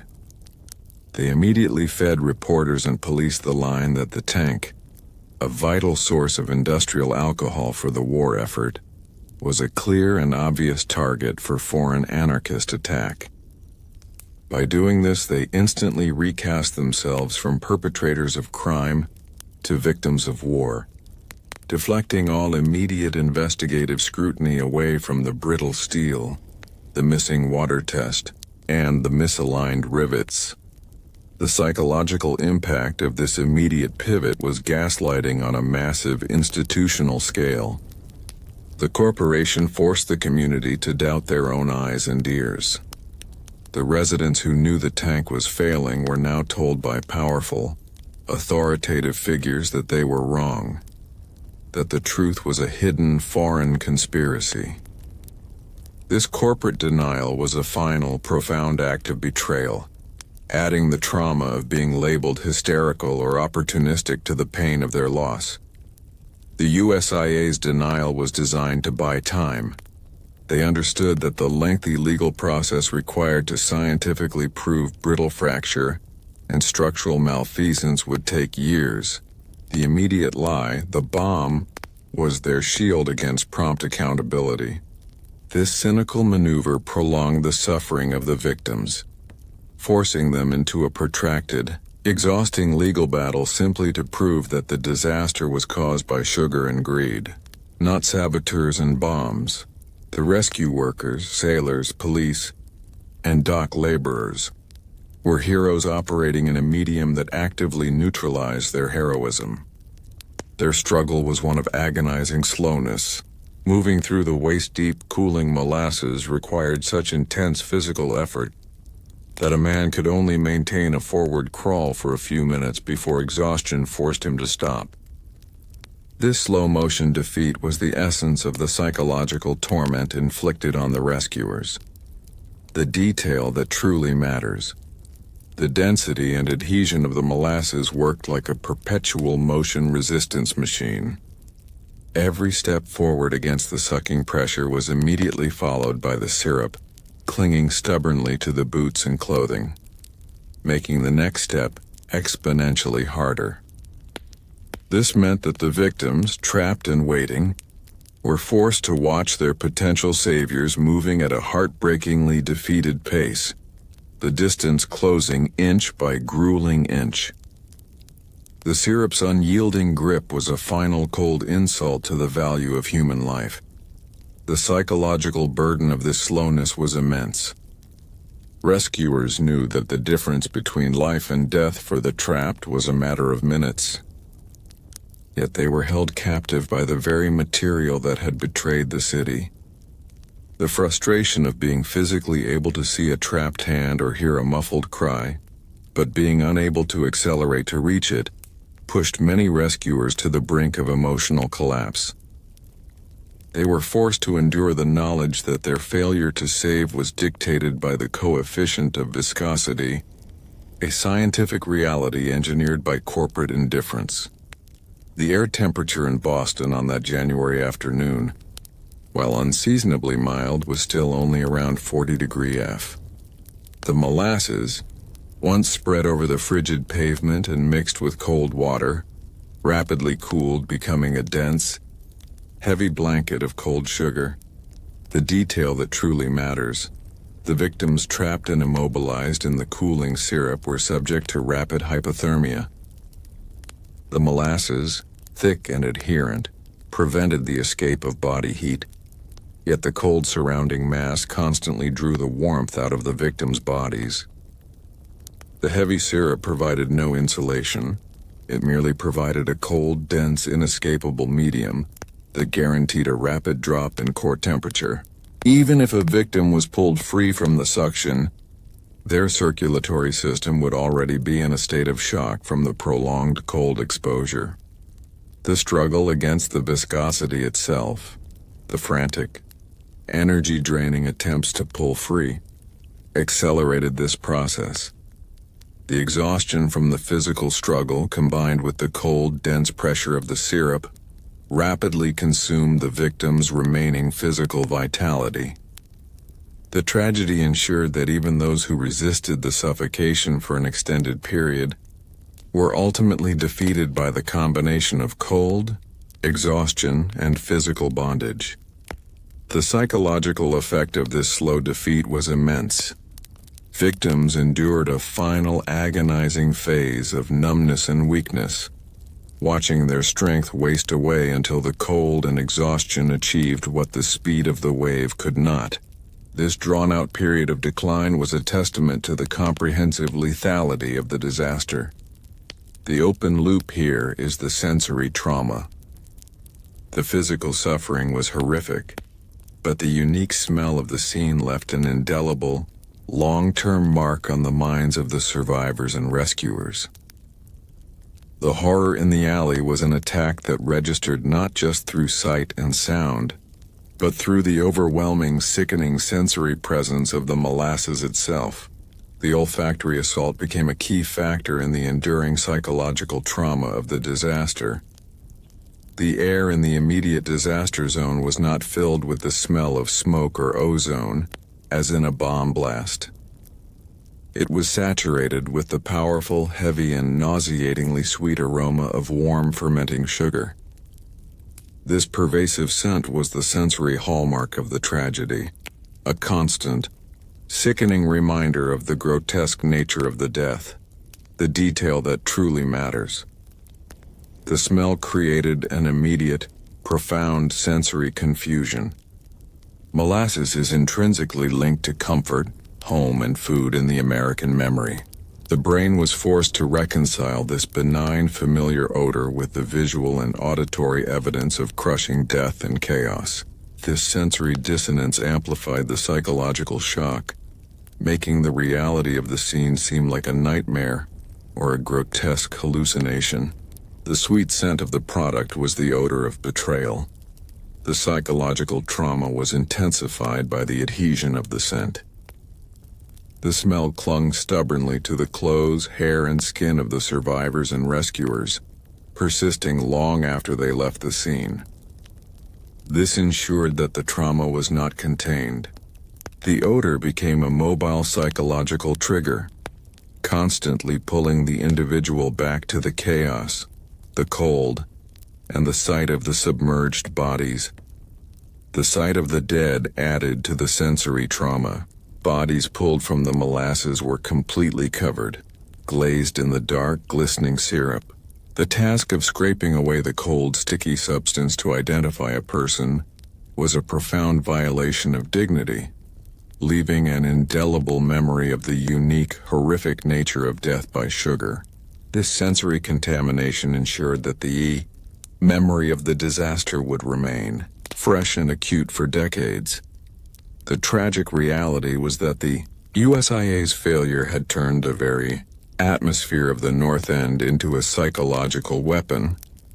The sweet smell was the final pervasive mark of the corporate crime, ensuring that the victims in the city could never truly forget the day the sugar became the killer.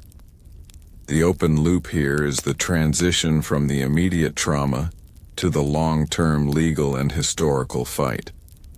The horrific reality of the scene was undeniable, yet the USIA continued its fight to deny the truth of the broken rivets. The catastrophic power of the molasses wave was proven not just in the easy destruction of wooden tenements, but in the annihilation of objects engineered for strength. The American city of 1919 placed profound trust in its steel, and the streetcar, a massive, riveted, electrically powered vehicle, was the everyday symbol of urban durability and modern reliability. It represented a mechanical sanctuary, a strong public asset designed to withstand the rigors of city life. The illusion of its strength was about to be violently and gruesomely shattered by the ghost ship's wake. Just moments before the 12:30 p.m. rupture, several Boston elevated railway streetcars were operating near the North End, some moving along Commercial Street, others perhaps paused near the intersection or the elevated train line. The occupants, ordinary citizens, laborers, shoppers, felt a brief, comforting sense of security within the thick metal shells of the cars. They were protected by the very illusion of industrial permanence that the USIA's negligence was about to expose as a lie. The detail that truly matters: a fully loaded streetcar, heavy with steel, wood, and passengers, represented a kinetic mass, yet the 35-mile-per-hour wave of 40% denser than water molasses struck it with such overwhelming lateral force that the streetcar's own bulk offered no resistance. The USIA's crime was storing a force that treated the streetcar's steel walls and massive chassis as merely another, brittle object in its destructive path. The power of the syrup defied the perceived hierarchy of materials. The molasses wave, acting as a low-frequency, high-density hydraulic weapon, hit the streetcar with focused momentum. The impact sound, a terrifying, screeching metallic rending, was swallowed by the larger boom. But the visual result was immediate and sickening. The steel skin of the vehicle, which was designed to repel minor collisions, instantly buckled and deformed under the crushing, sustained pressure of the heavy syrup. This grotesque structural failure provided the ultimate visual proof that the disaster was not a simple flood. It was a targeted, overwhelming force of concentrated weight, capable of defeating the city's most durable symbols. The streetcar, meant to be a refuge, became a steel coffin, its collapse signaling the absolute finality of the disaster's reach. The open loop here is the transition from impact to burial. The steel failed instantly, but how did the molasses use its specific properties not just to crush the vehicle, but to seal it and its occupants forever? The fate of the streetcar was a chilling demonstration of how the sheer mass and velocity of the molasses wave, the scientific consequences of the USIA's budget cuts, could reduce heavy steel to the texture of a fragile wrapping. The molasses struck the streetcar with a lateral force estimated to be capable of bending the structural elements of a small bridge. The steel chassis, designed to distribute impact, instantly failed. The heavy pressurized syrup compressed the side of the streetcar facing the tank, crushing the entire body inward. Windows exploded inward and the metal frame twisted into a horrifying, unrecognizable zigzag. The detail that truly matters. The vehicle did not simply derail. It was lifted, twisted, and thrown. One account mentions a streetcar being violently pushed and submerged, its heavy bulk treated with the same contempt as the wooden tenements. The destructive force was so sustained and focused that it did not stop at breaking the steel. It mangled and compressed the car, reducing its interior volume to almost nothing. The passengers inside experienced the sudden, absolute terror of being crushed in a metal vise, their last moments dictated by the failure of the materials they trusted. The psychological impact of this specific image, a steel vehicle crushed like a tin can, is paramount for the audience. It dismantles the deep-seated American faith in industrial permanence and the strength of steel. The structure meant to last for decades was obliterated in a second, providing irrefutable, tangible proof that the source of the disaster was a force entirely outside the normal range of industrial accidents. This proved the corporate crime was not small-scale. It was a betrayal of physics itself. The streetcar burial was final. The wave of molasses, having crushed the car, instantly enveloped it. The cooling, viscous syrup flowed into every crack, seam, and broken window, filling the interior entirely and sealing the wreckage. The metal shell became a pressurized, inescapable coffin, its heavy weight now submerged and held down by the immense density of the surrounding syrup. The molasses, rushing in at high velocity, completely filled the interior of the crushed streetcar through the broken windows and mangled seams. As the syrup rapidly cooled and thickened, it sealed every egress, hardening into a dense, sticky medium that resisted being dislodged. The remaining passengers inside, if any survived the initial crushing, were instantly trapped and subjected to the slow, agonizing death of suffocation by viscosity. The detail that truly matters. The steel itself became an antagonist. The metal walls, once a barrier of protection, were now a barrier to salvation. The crushed, mangled structure made physical entry impossible. Rescuers who reached the submerged streetcar could not cut through the wreckage easily, and the heavy, sticky molasses flowing into the severed seams made visibility and leverage non-existent. The integrity of the streetcar, while it failed the occupants during the impact, now served as an effective seal against outside help. The psychological horror is the proximity of the unreachability.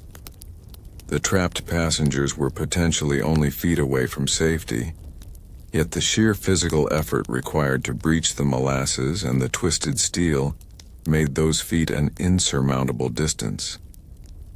This realization, that technology represented by the durable streetcar was completely useless against the physical properties of the syrup, was a profound blow to the rescuers' morale. They were defeated by the unique, grotesque nature of the medium.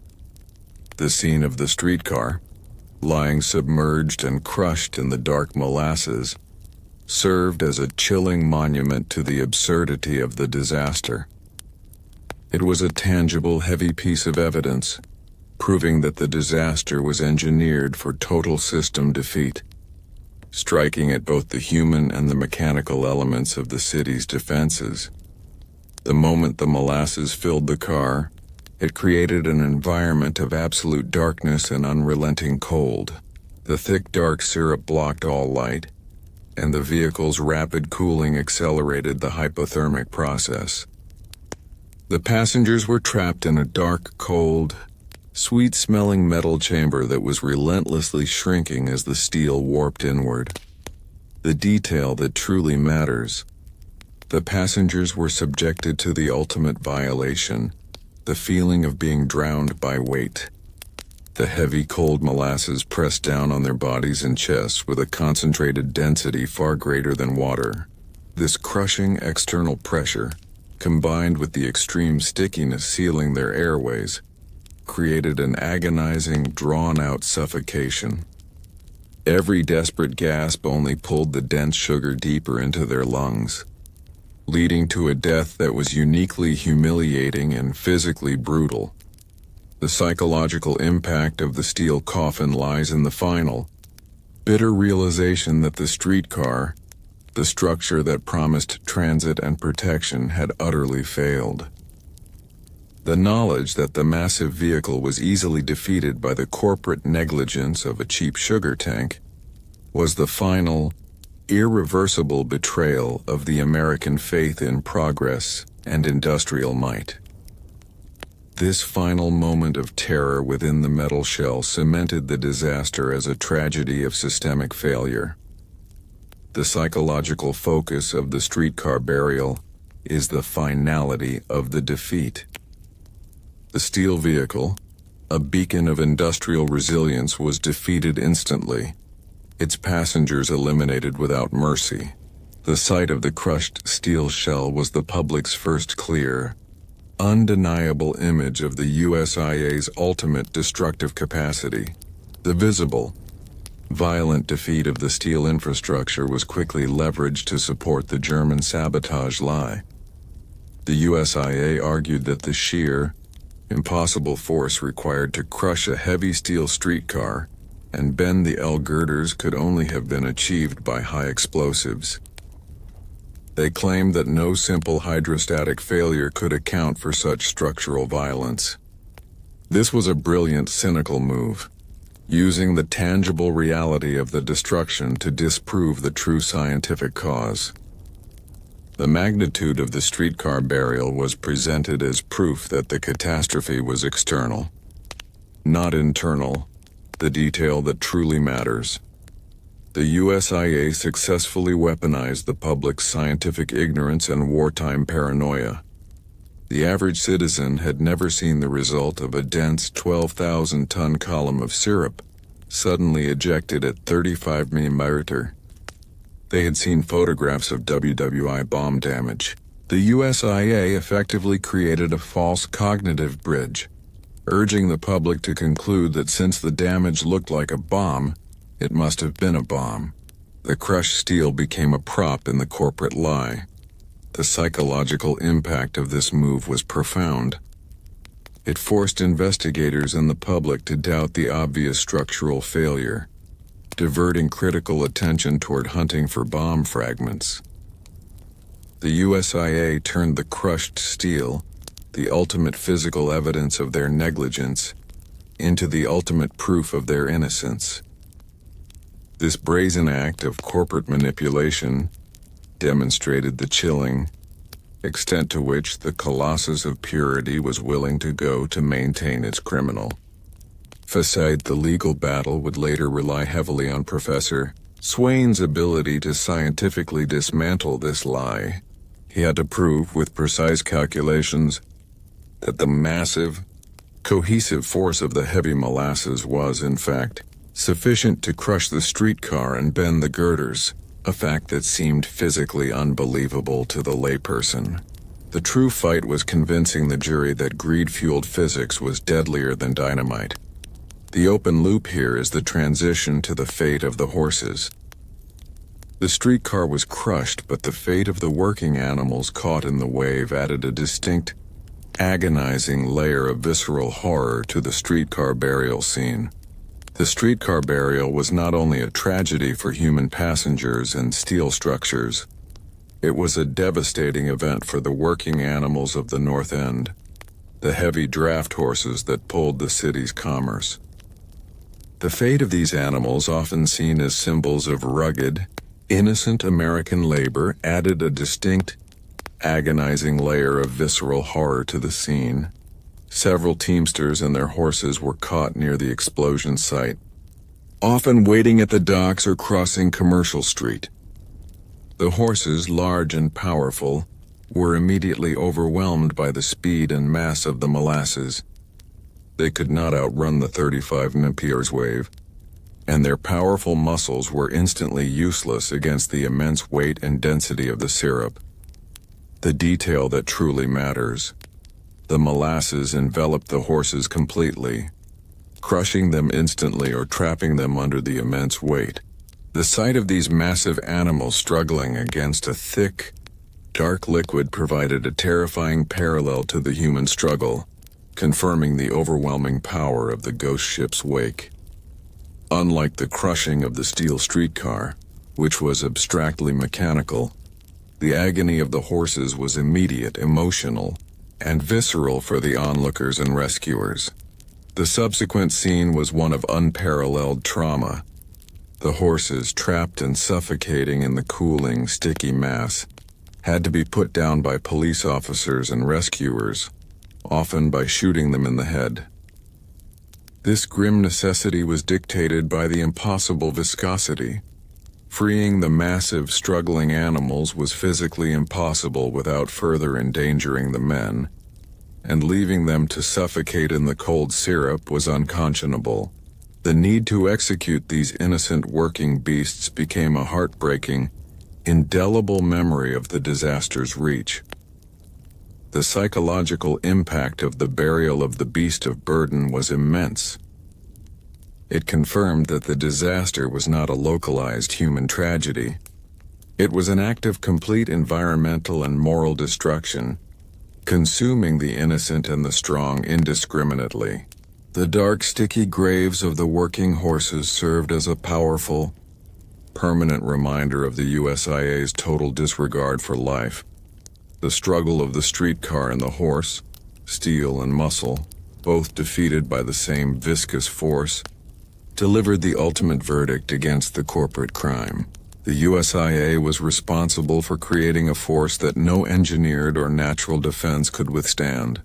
The public understood that steel was strong.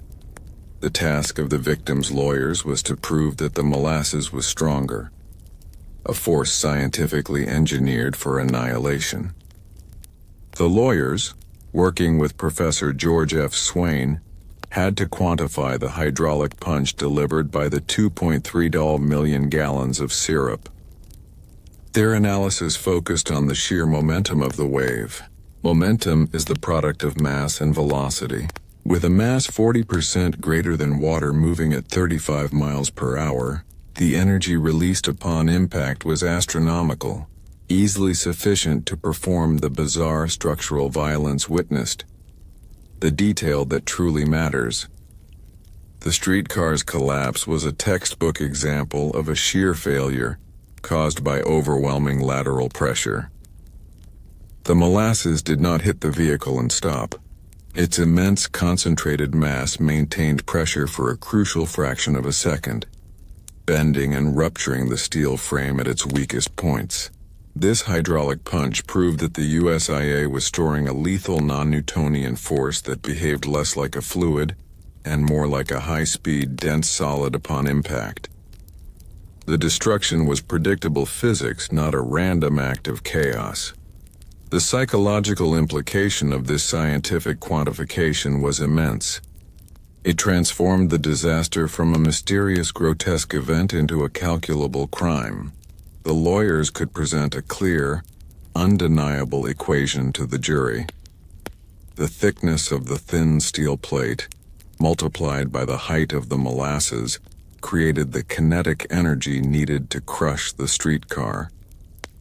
The crushed steel vehicle became the single most important physical proof of the USIA's conscious negligence. The open loop here is the transition to the cleanup. The steel was crushed, but the entire scene was now entombed in viscous syrup. How did the unique state of the wreckage and the molasses complicate the retrieval of the victims? The streetcar burial was followed by a macabre and grueling retrieval effort, where the crushed steel and the viscous molasses conspired to prolong the suffering of the living and the dead. The scene was an impossible knot of metal, wood, and thick adhesive syrup. Rescuers could not simply pull bodies from the wreckage. They had to perform a difficult, slow, and often unsuccessful operation against the physical forces of both the crushed metal and the viscous fluid. The bent, mangled steel of the streetcar made entry agonizingly slow, requiring the use of specialized cutting tools and levers. The detail that truly matters. The molasses, having crushed the steel, then acted as a powerful cementing agent. It flowed into every broken seam and gap, rapidly cooling and hardening, effectively welding the twisted wreckage together. Victims trapped inside the crushed shell were not merely stuck.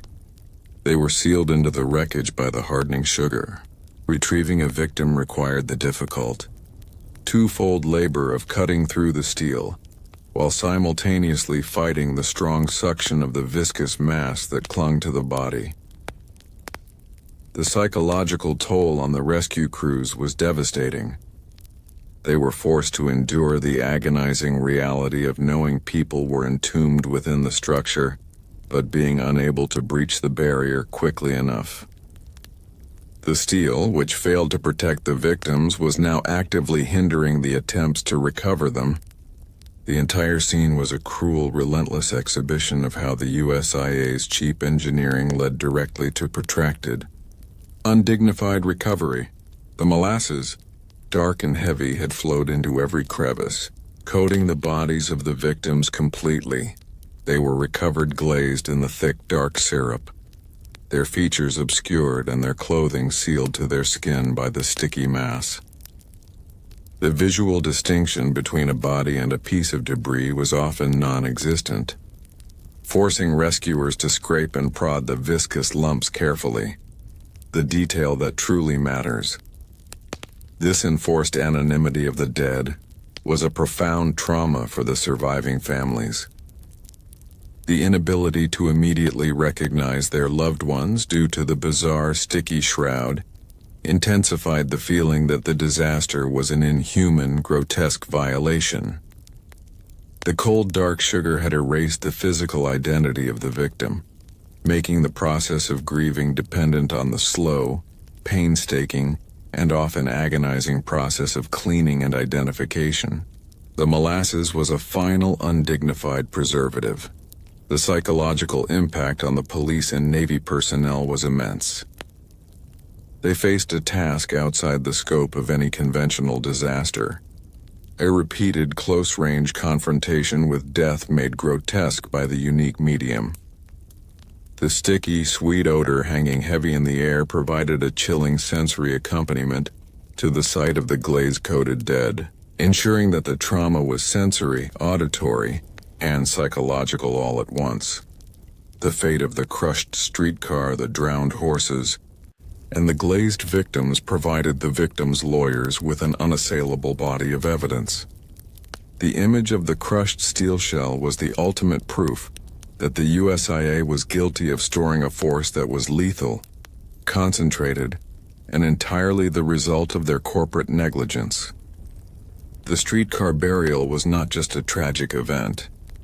It was the definitive physical statement that the USIA had violated the fundamental laws of materials, safety, and morality. The initial deafening boom of the tank's fracture was instantly followed by the sound of the wave's kinetic destruction, the shattering of wood, the rending of steel, the terrible shriek of the elevated rail line bending.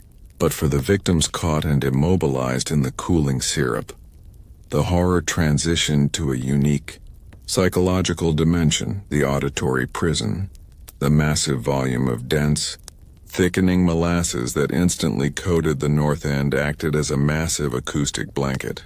The syrup absorbed and muffled sound, creating an environment where the desperate cries for help were suppressed. For the victims trapped within the wreckage, pinned under beams sealed in the viscous depths, the silence was not empty. It was a terrifying medium that transformed the trauma, the detail that truly matters. The most profound auditory horror was the ability to hear muffled, agonizing sounds of neighboring suffering that they were powerless to answer. They could hear the desperate, choked cries of a family member or a neighbor struggling against the suffocation, but the sheer paralyzing grip of the molasses made movement, and thus, rescue utterly impossible. The crying house was not just a structure filled with grief. It was a scene where the dying were forced to listen to each other's final moments, separated by mere inches of solidified syrup and debris. This was a calculated, sustained act of psychological cruelty. The victims' minds were forced to bear witness to the suffering of others, while their own bodies were held in rigid, inescapable bondage by the thick, sweet fluid. The terror of one's own slow suffocation was compounded by the anguish of hearing, but being unable to alleviate the slow death of a loved one nearby. The police and Navy sailors, racing into the thick, sticky scene, knew that the critical factor was time. But the molasses, having defeated speed, now defeated sound. They strained to hear signs of life amidst the chaos of the wreckage, but the heavy, dense syrup absorbed and distorted the sound waves, the detail that truly matters.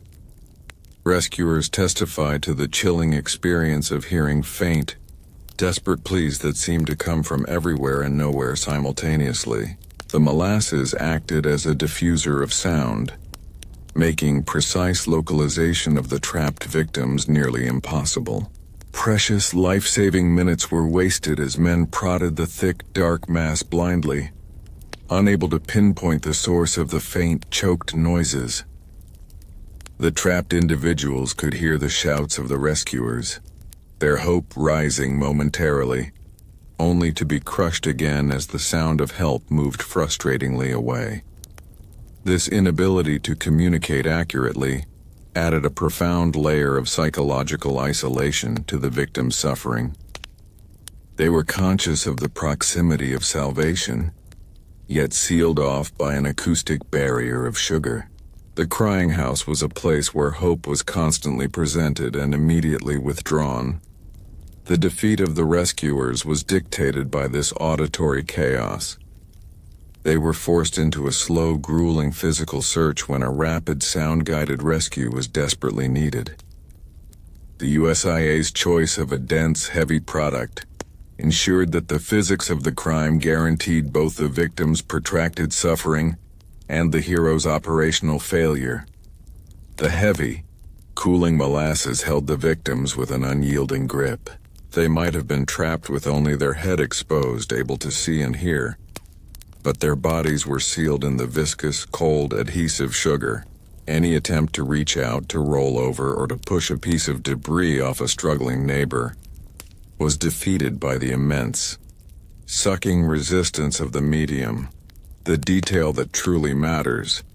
Victims were forced to become unwilling, paralyzed witnesses to the slow deaths occurring around them.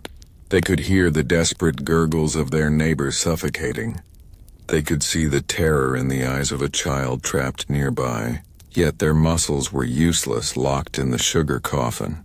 This trauma of witnessing death without the ability to intervene created an intense moral and psychological injury that lingered for decades.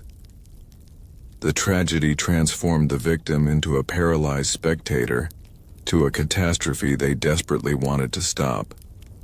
This loss of physical agency confirmed the deepest fears of the community, that they were utterly powerless against the forces unleashed by the corporate giant. The molasses not only killed the body, it attempted to destroy the very moral will of the trapped, forcing them to passively accept the suffering they observed.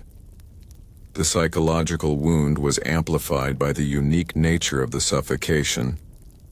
The slow, thick nature of the death meant the desperate sounds continued for a prolonged, agonizing period, ensuring the witness endured a sustained period of auditory trauma. The human mind is ill-equipped to process the sound of human suffering when paired with total physical helplessness. For the survivors who were trapped but eventually rescued, the sounds they heard, the muffled, desperate cries, the unique gurgling of suffocation in the thick syrup, the metallic creak of wreckage shifting over the immobilized bodies did not simply fade. They became sensory triggers embedded deep in the subconscious, the detail that truly matters. Years after the disaster, survivors testified that ordinary sounds could instantly transport them back to the alley. The sound of a drain gurgling, the sticky crunch of walking on wet leaves, or even the dull hum of distant machinery could trigger a full-blown sensory flashback to the moment they were sealed in the cold molasses, listening to their neighbors die. The gurgle of the molasses death became their permanent private soundtrack of terror. The psychological wound was compounded by the irony of the substance. The sweet cloying odor, often associated with happy memories, became part of the auditory trauma. The scent, combined with the memory of the muffled sound, ensured that the trauma was constantly reinforced by the most mundane sensory experiences. The victims were forced to live in an environment where their own senses were constantly betraying them. This sustained psychological torture was the final, profound cruelty inflicted by the USIA.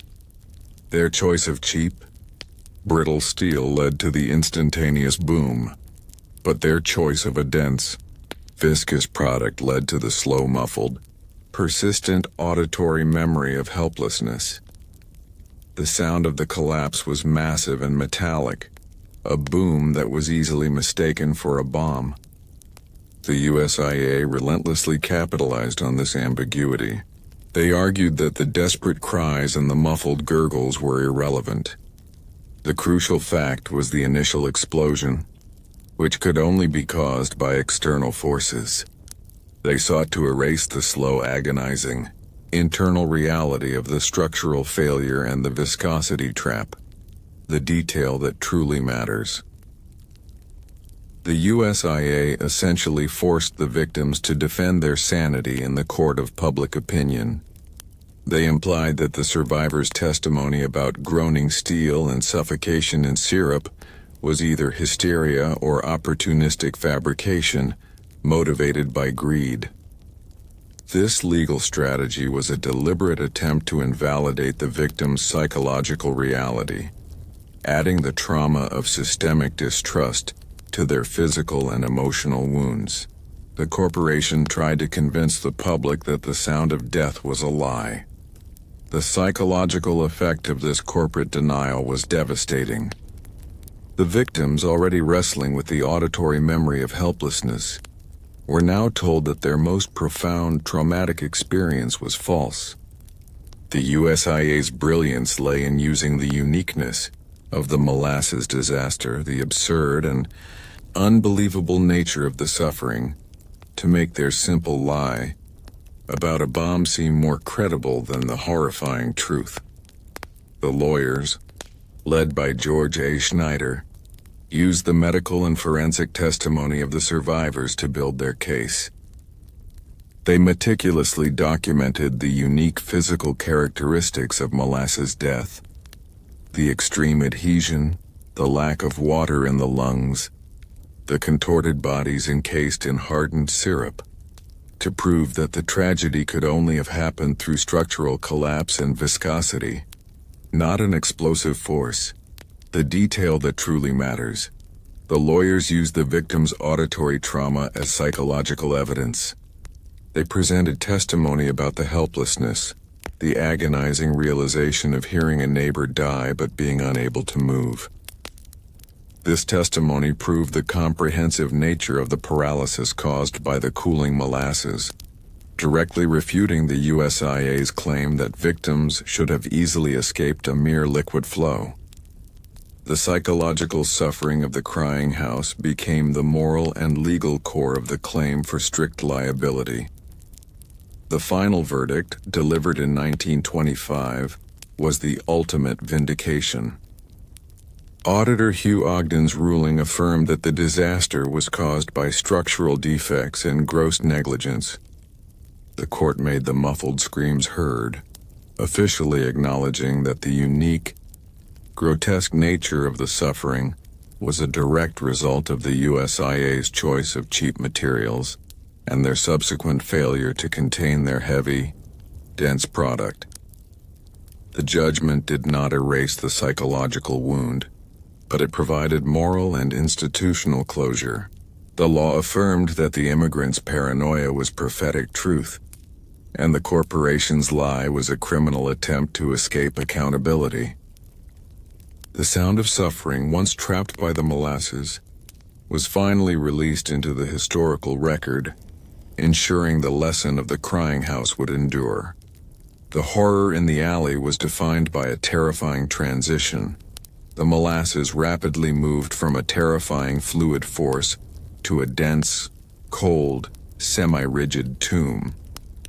This rapid shift amplified the psychological distress of the victims in the crying house, making their state of paralysis absolute and final.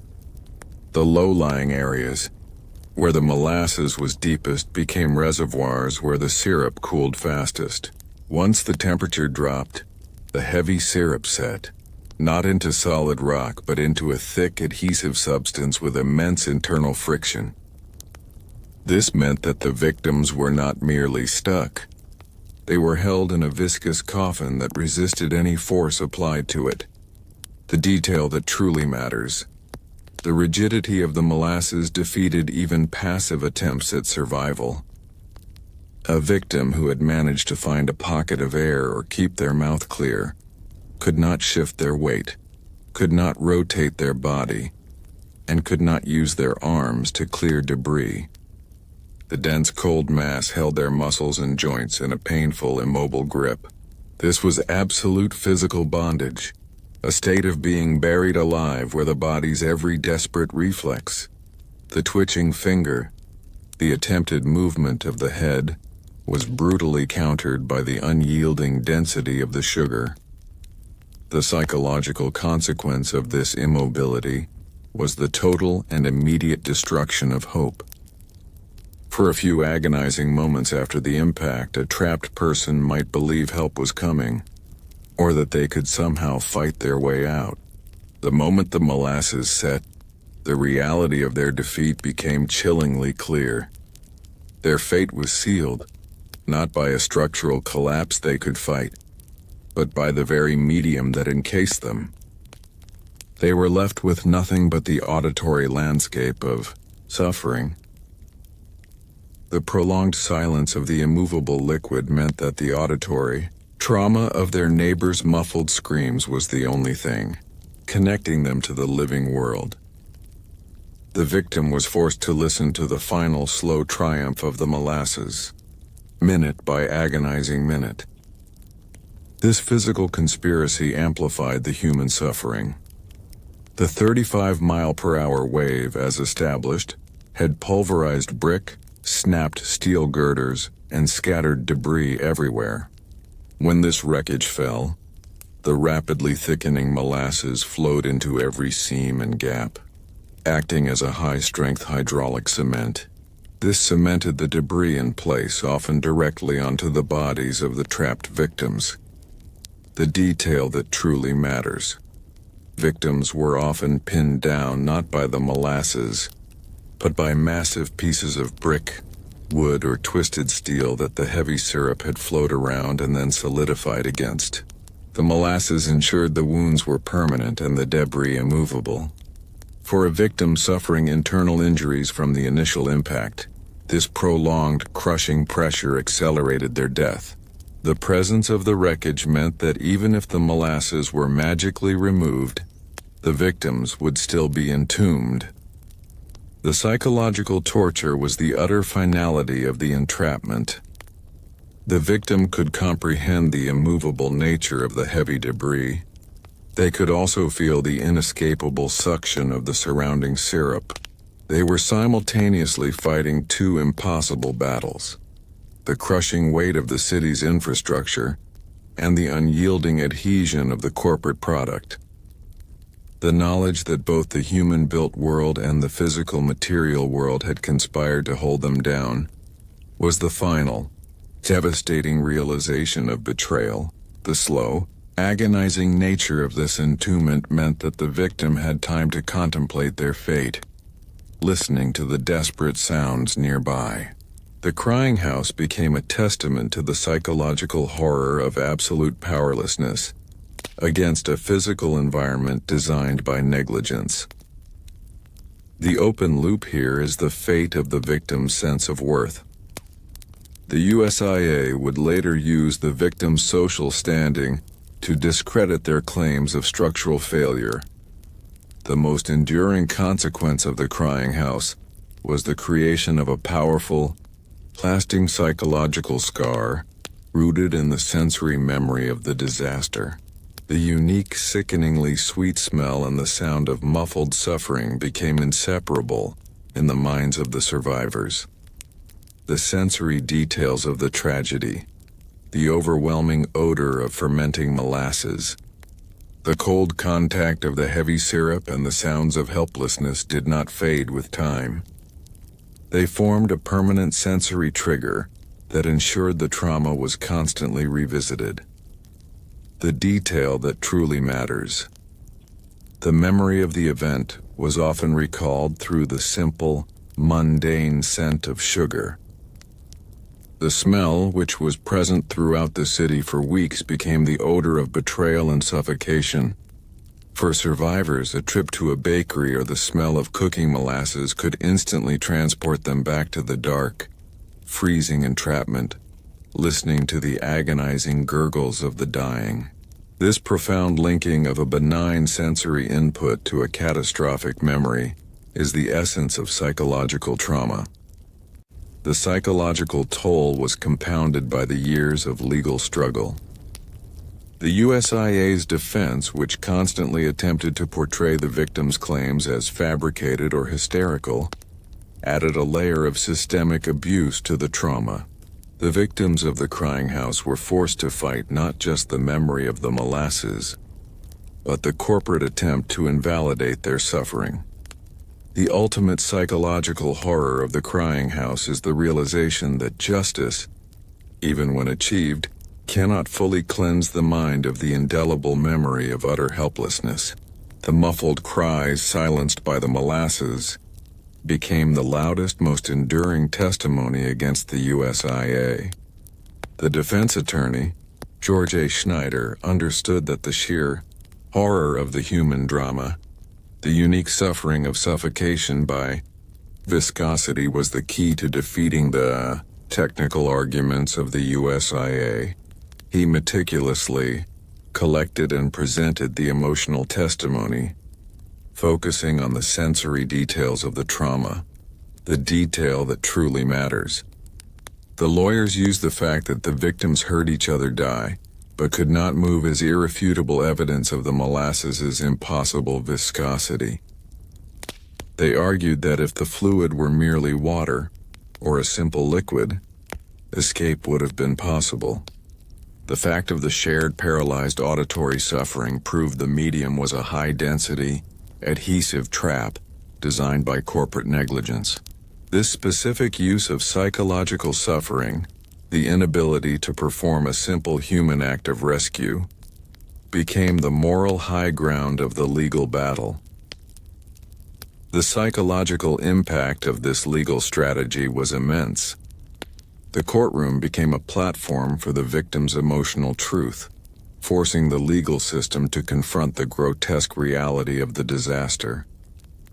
The 6-year trial was a protracted exorcism of the crying house trauma, compelling the public to acknowledge that the suffering was unique, agonizing, and entirely preventable. The final triumph of the victims was in forcing the court to officially recognize the sound of helplessness as proof of the USIA's criminal recklessness. The tragedy ensured that the trauma of the crying house became the moral force that forever changed American building codes, ensuring that future citizens would not be left to die while listening to their neighbors drown in the syrup of corporate greed. The most profound and lasting psychological wound inflicted by the disaster in the crying house was the heavy, inescapable burden of survivors' guilt. For those who were rescued, the trauma was rooted not just in what they experienced, but in what they were forced to witness without the ability to intervene. The molasses created a physical environment where compassion was paralyzed. Trapped victims knew their loved ones were dying only feet away, often hearing their final muffled struggles. The unyielding density and cold grip of the syrup made any move toward aid utterly futile. This inability to perform the most basic human act, to reach out and comfort or rescue a struggling family member, became the defining moral torture of the experience. The detail that truly matters. The survivors carried the permanent auditory memory of the slow, struggling, muffled cries of their neighbors and family. This sound was a constant internal accusation, a voice whispering that they had failed when they had, in fact, been physically defeated by the unique, engineered viscosity of the corporate product. The struggle was not against their will, but against the laws of physics that the USIA broke. The psychological effect was a profound sense of moral helplessness. The human psyche is designed to seek agency in crisis. The Molasses Flood stripped that agency away, replacing it with the brutal realization that they were merely inert witnesses to a catastrophe that could not be stopped or eased. This moral burden often proved heavier than the physical injuries, leading to the long-term psychological distress and institutionalization seen in some survivors. The continuous denial by the USIA, labeling the victims as greedy or hysterical, amplified this guilt. It suggested that if they were truly honest or strong, they would have been able to escape, further internalizing the false narrative of personal failure. The legal fight became a necessary, prolonged effort to prove their moral innocence against the USIA's political lie. The heavy, cold syrup having suffocated and crushed the victims, then encased them. Bodies pulled from the alleyways and wreckage were completely covered, glazed in the dark, hardening molasses.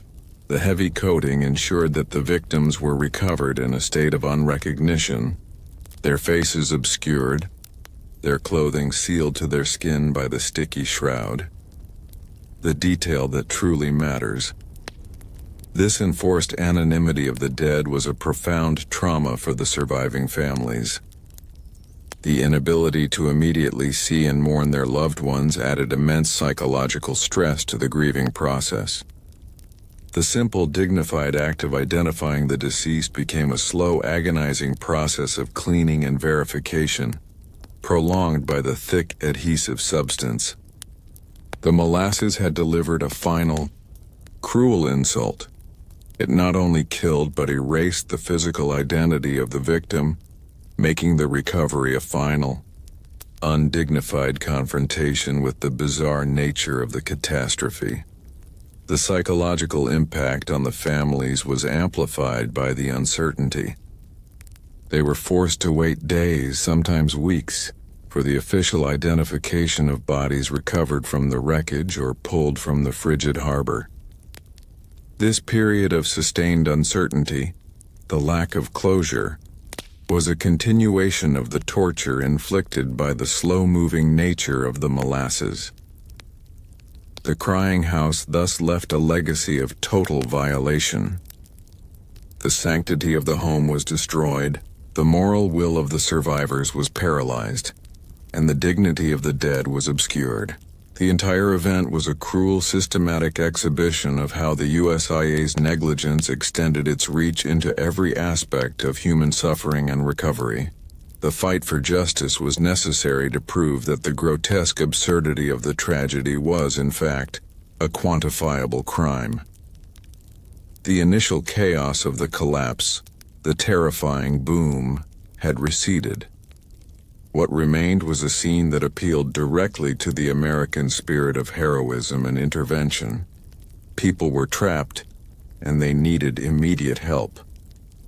This urgency, the human impulse to run toward disaster, was the Molasses' final, cruelest weapon, its fatal seduction. The USIA's failure had created a disaster site designed not just to kill, but to defeat rescue. The first to arrive, Navy sailors from the nearby USS Nantucket, surviving police officers and civilian dock workers, did not hesitate. They plunged into the dark, sticky mass driven by a fierce, admirable commitment to save life. But the molasses had a secret. Its appearance as a simple liquid disguised a treacherous, physical reality. The surface of the cooling syrup, particularly where it was mixed with water and lighter debris, looked deceptively passable. The first rescuers attempting to run quickly realized the chilling truth. The molasses offered massive, unyielding resistance. Their speed was instantly neutralized. The adrenaline-fueled dash of the hero was immediately reduced to an agonizing, slow-motion slog, burning up precious physical energy and, more importantly, vital minutes that meant life or death for the entombed victims. The detail that truly matters. The molasses preyed upon the rescuers' most noble quality, speed of action. Every second the heroes spent fighting the high-friction environment was a victory for the viscous trap. The dense fluid clung to boots and clothing, amplifying their weight and neutralizing their efficiency. They were lured in by the sweet smell and the sight of desperation, only to be ambushed by the physics of the USIA's negligence. The psychological impact of this physical defeat was immense. The rescuers were forced to endure the agonizing reality of watching life drain from victims they could almost reach. Their overwhelming frustration was a core emotional wound, knowing they were losing the race against time. Not through lack of courage, but through the unyielding physical properties of sugar. The immediate, grueling effort required to move through the cooling syrup was physically unsustainable. Men would collapse from exhaustion, their muscles failing under the continuous sucking resistance of the molasses. Once exhausted, the rescuer himself became immobilized, instantly transitioning from savior to potential casualty, further diluting the available manpower. The detail that truly matters. The molasses, clinging to everything, rendered conventional rescue equipment useless. Ropes became stiff and heavy. Shovels and axes were coated instantly, their functionality destroyed by the adhesion of the sugar. This required rescuers to improvise, often resorting to linking arms and moving forward as a human chain, relying on shared strength to advance against the heavy resistance. This tactic, while necessary, was slow and exposed every individual in the chain to the risk of being pulled down into the freezing, dark mass. The psychological dimension of this defeat was the moral ambiguity of retreat. Every minute a rescuer spent fighting the molasses, they risked joining the entombed. Yet every moment they rested or retreated, they abandoned the victim. The molasses forced a terrible ethical calculus. Risk your life for an increasingly slim chance of success, or watch passively as the viscosity completes its work. This forced decision created a profound internal conflict for the heroes. The dense sugar also ensured that the heroes were constantly working in an environment of extreme physical danger. Twisted pieces of wreckage and unseen debris, held firmly by the molasses, posed constant hazards. Rescuers often sustained injuries, cuts, sprains, and exhaustion that took them out of the effort, victims of the environment that the USIA created. These hidden depths became a trap for the rescuers, leveraging the darkness and the need to find the missing. As the molasses flowed into these subterranean areas, it created pockets of immense density and depth, often reaching $8 to $10 feet. The desire of the families to find their missing loved ones spurred rescuers to enter these dangerous confined spaces, where the threat was multiplied by the claustrophobia and the extreme difficulty of movement. The detail that truly matters. The sheer depth and darkness of these reservoirs created an unseen viscosity. Rescuers entering these basements were instantly confronted with an overwhelming physical reality. The deeper the molasses, the stronger the suction. Moving was impossible. They had to be hauled out with ropes. This forced the realization that the initial speed of the wave was not the only danger. The stillness and depth of the retained mass were equally lethal. The psychological impact of searching these spaces was intense. The muffled sounds of suffering, if they existed, were distorted by the confinement. Rescuers were forced to probe the dark, sticky depths with poles, facing the horrifying uncertainty of whether they would strike a piece of furniture, a section of broken steel, or a human body. This required the continuous draining labor of dredging the deep molasses pockets, a slow, degrading process that confirmed the pervasive nature of the catastrophe. The fatal seduction was the illusion of control. The rescuers believed that by entering these confined spaces, they could impose order and find the lost. Instead, they were immediately reminded that the physics of the molasses held total dominance, threatening to seal them into the dark, sweet chambers alongside the missing. The open loop here is the transition to the corporate alibi. The absurdity of the rescue effort, the slow struggle against sugar, should have pointed directly to negligence. How did the USIA use the very strangeness of the scene to sell the idea of a bomb? The desperate, slow-motion struggle of the rescue effort, the agonizing slog, the failure of the tools, should have been irrefutable evidence of the USIA's structural crime. Instead, the USIA used the very absurdity of the scene as the cornerstone of their defense, executing a masterful act of corporate gaslighting. The USIA's legal team recognized that the American mind could not easily accept that a food product could defeat steel and paralyze a city. They exploited this cognitive dissonance, arguing that the bizarre nature of the scene was, in itself, proof of the bomb theory. The rescue's slow pace and the grotesque suffocation were cited as evidence of an anomaly so extreme that only external, criminal sabotage could explain it, the detail that truly matters. The USIA turned the hero's defeat into corporate alibi. The tragic sight of Navy sailors struggling against the viscosity was cited not as proof of density, but as proof that the molasses had been mixed with foreign chemicals by anarchists to create a lethal, explosive effect. They leveraged the public's emotional investment in the rescuers' struggle to push their lie, suggesting that the effort was difficult because of sabotage, not because of cheap steel. The psychological impact of this manipulation was profound. It forced the traumatized survivors and the frustrated rescuers to doubt their own experience. They had watched lives slip away due to viscosity, Yet the powerful corporate voice insisted the cause was an invisible political conspiracy. This attempt to invalidate the reality of the scene was the final, profound act of betrayal against the community. The USIA understood that the lie about a foreign enemy was simpler, cleaner, and more palatable to the public than the complex, damning truth about structural reports and budget cuts. The Fatal Seduction was completed when the media, overwhelmed by the grotesque nature of the scene, accepted the bomb narrative as the easiest explanation for the unthinkable. The USIA, possessing near-limitless resources, deployed a strategy of attrition and delay.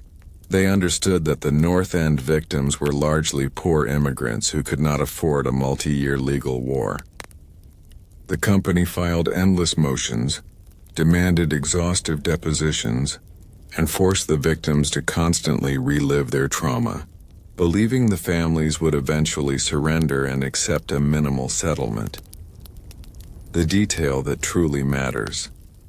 The heroes of the courtroom were the victims' lawyers, who recognized the USIA's strategy as a final, cruel act of financial warfare. They had to take the immense risk of funding the entire operation, a costly 6-year legal marathon on a contingency basis. This meant they would only be paid if they won, betting their careers and finances on the scientific truth of the broken rivets and the testimony of the marginalized. This gamble was a monumental act of faith in American justice. The psychological impact of this legal quicksand was immense. The survivors had endured the physical defeat of the Molasses, and now faced the slow, corrosive defeat of the judicial system. They were constantly exposed to the USIA's propaganda, forcing them to defend their motives against the charge of opportunism. The legal struggle was a prolonged test of the community's emotional and financial endurance, where the simple pursuit of truth was a constant, exhausting battle. The Fatal Seduction was defeated only by the determination to pay the financial cost of justice. The victims and their lawyers refused to yield to the pressure, recognizing that the battle was not just for compensation, but for a binding legal precedent that would hold corporate America accountable. The victims' team needed to scientifically prove that the ghost ship's wake was an act of physics, not politics. The key to victory was Professor George F. Swain of MIT, whose forensic engineering analysis was the antithesis of the USIA's deceptive narrative. Swain did not argue about anarchists. He argued about stress, metallurgy, and density. He had to prove, beyond a reasonable doubt, that the force necessary to crush a steel streetcar and bend the L girders was, in fact, generated internally by the USIA's own product. The detail that truly matters. Swain presented irrefutable evidence of the brittle fracture, proof that the cheap, low-manganese steel fractured instantly and catastrophically, releasing the entire contents at high speed. He calculated that the massive concentrated lateral momentum of the $40 denser than water molasses was easily sufficient to achieve the structural violence witnessed. The crushed streetcar became the central exhibit, proving that the USIA's negligence had created a force far deadlier than a typical bomb. The psychological victory was profound. Swain's testimony dismantled the corporate lie by replacing fear with fact. He proved that the terrifying sound and the impossible destruction were the scientifically predictable consequences of the USIA prioritizing budget over basic engineering safety. The truth was not a complicated political conspiracy, but a simple failure to use a 1-inch thick steel plate instead of a half-inch one. The court, led by Auditor Hugh Ogden, was finally compelled to accept the scientific reality. The fatal seduction of the bomb lie was defeated by the cold, hard data of metallurgy.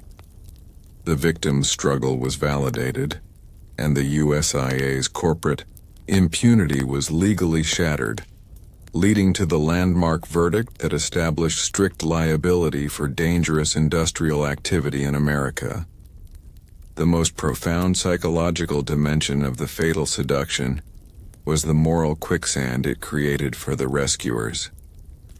The molasses did not just physically trap the victims, it trapped the heroes in an agonizing ethical dilemma where every decision was a form of failure. The rescuers, slowed to a desperate crawl by the impossible viscosity, were acutely aware of the dwindling minutes and the sound of suffering nearby. The choice they faced was brutal. Continue the grueling, slow slog toward a distant cry, risking their own exhaustion and eventual entombment in the freezing syrup, or retreat to safety, knowing they were abandoning the trapped to a slow, certain death. The detail that truly matters. The molasses weaponized the rescuer's sense of duty.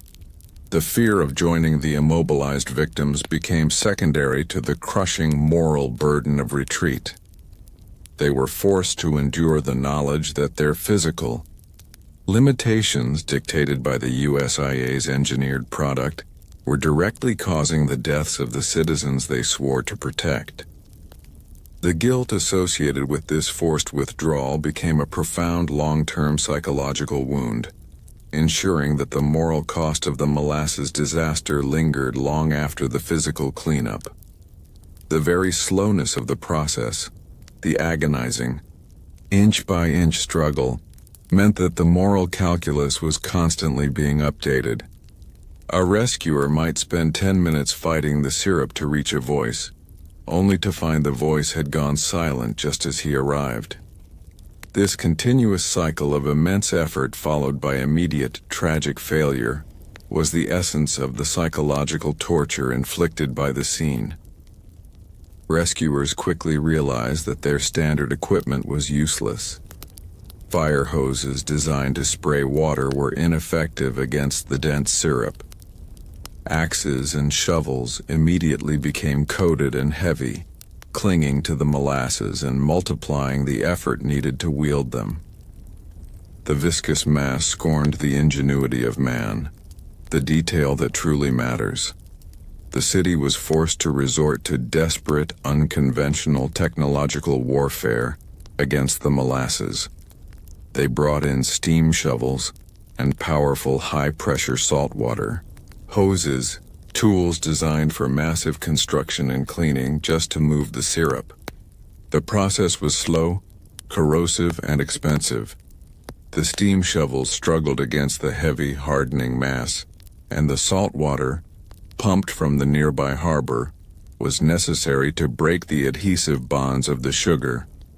This colossal, multi-week, technological struggle was the ultimate public acknowledgement that the disaster was not a typical flood, but an unprecedented chemical-physical anomaly. The psychological impact of this technological defeat was immense. It exposed the fragility of modern industrial capacity when confronted with a bizarre, engineered failure. The image of massive, expensive steam shovels struggling against a simple, food product became a visible, potent symbol of the USIA's ultimate recklessness. The molasses had defeated the heroes and their tools, reinforcing the feeling that the enemy was not just powerful, but grotesquely unnatural. The victims, entombed in the viscous, cold syrup and often pinned under the massive weight of the wreckage, were incredibly difficult to retrieve. The process was slow and emotionally grueling, requiring rescuers to meticulously scrape away the heavy sugar. The detail that truly matters. The psychological stress was compounded by the macabre nature of the identification. The molasses coated the victims completely, glazing their features and obscuring their clothing, making them visually indistinguishable from the debris. Rescuers were forced to use knives and tools to cut away the hardened syrup, a necessary act that added a profound layer of indignity to the recovery. The victims were denied a recognizable, peaceful passing, their final state a terrifying reflection of the sticky chaos that claimed them. The trauma was intense for the families, who endured weeks of agonizing uncertainty while their loved ones were missing, only to face the chilling reality of an unrecognizable, molasses-coated corpse.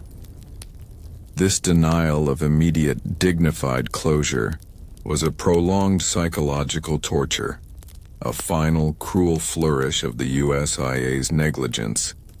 The sight of the glazed dead haunted the rescuers and the community for decades. The detail that truly matters. The harbor became the last hiding place for the missing. The search extended for months, with the bodies of several victims found miles away, swept along by the current. The heavy, sticky nature of the molasses, while slowing the flow, also clung to the bodies, delaying their decomposition and ensuring that the macabre reality of the disaster was dragged out across the entire winter and spring. The ultimate reach of the ghost ship's wake was confirmed by the recovery of Cesare Niccolo 4 months later, pulled from beneath a distant wharf. The psychological finality of the Molasses' destructive reach was confirmed. Its victims were not confined to the impact zone. They were scattered and hidden by the very product that killed them. The uncertainty and the wait for the missing were the final, sustained act of cruelty. The initial chaos of the ghost ship's wake was an event of brutal, rapid motion. But the true prolonged terror of the aftermath was dictated by the simple, unyielding physics of a New England winter. The same unseasonably mild temperature, the 40 circumtext air that had caused the molasses to ferment and the steel to fracture, was about to vanish, plunging the disaster zone into a state of brutal, structural cold. This was the moment the frozen city began to set. The sudden drop in temperature was the final, non-negotiable factor in the disaster's lethality. As the sun began to dip and the cold air rushed back into the north end, the millions of gallons of cooling syrup spread across the cold pavement were subject to rapid thermal contraction. The molasses, already thick and dense, underwent an immediate and dramatic increase in viscosity. It transformed from a high-friction liquid trap into something far more unforgiving, a solid sugar-based glue. The detail that truly matters, the psychological torment of this thermal shift, was that it immediately sealed the fate of those still trapped. The fluid that held them captive now became a rock-hard, unyielding concrete. Any air pockets that existed were sealed. Any remaining movement in the wreckage or in the limbs of the victims ceased entirely. The cooling was the final, definitive victory of the physical laws the USIA chose to ignore. The soundscape of the disaster changed once more. The chaotic shouts and the faint muffled cries were replaced by a cold, metallic silence, punctuated only by the chipping of axes and the frustrated shouts of the rescuers. The frozen city was a place where hope was now measured not in seconds, but in the thermal resistance of the heavy syrup. The open loop here is the consequence of this hardening. The molasses became impenetrable, but how did this rigidity defeat the specialized rescue efforts and tools that were now desperately needed? The instant the molasses transitioned from a thick fluid to a rigid glue, the struggle of the trapped shifted from slow suffocation to absolute immovable entombment. For the heroes working in the frozen city, this hardening mass represented the ultimate demoralizing defeat. The rescuers, Navy sailors, firemen, and police, had already endured the agonizing slow-motion struggle against the liquid viscosity. They were now confronted with a physical reality that rendered their immense effort completely useless.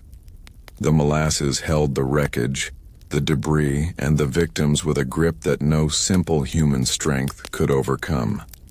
The detail that truly matters. The heavy, solidified molasses became an effective anti-rescue shield. Victims who were trapped under wreckage, like the mangled steel of the elevated train or the crushed brick of Engine Company 31, were now cemented into place.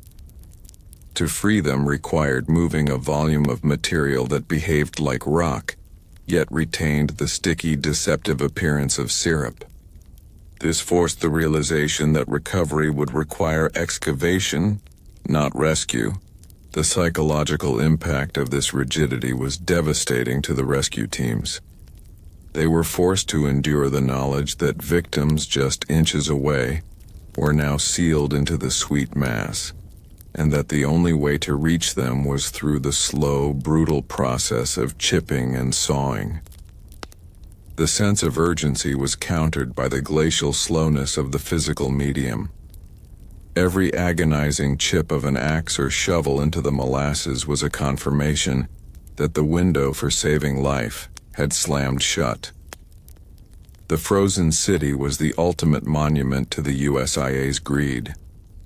The cheap steel guaranteed the sudden explosion, and the subsequent cold guaranteed that the escape medium would become a permanent, unyielding prison. The open loop here is the shift in tools. The hardening molasses defeated the initial tools of rescue. What unconventional and damaging materials did the city have to use to fight the rigid, sticky mess? The molasses hardening into a sugar-based concrete in the frozen city forced the municipal authorities into a desperate, unconventional technological war against the substance. The city's standard tools had been defeated. They now resorted to methods that caused secondary environmental and psychological harm. Conventional steam shovels and earth-moving equipment struggled against the massive, immovable, sticky mass. The city was left with a disaster area that was essentially a vast, solid, contaminated block of sugary waste. The solution devised by the engineers was brutal, expensive, and desperate.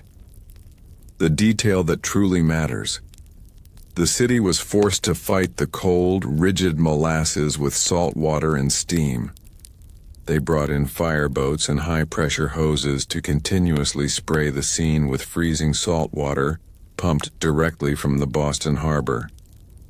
The salt and the heat were necessary to break down the sticky, adhesive bonds of the hardened syrup.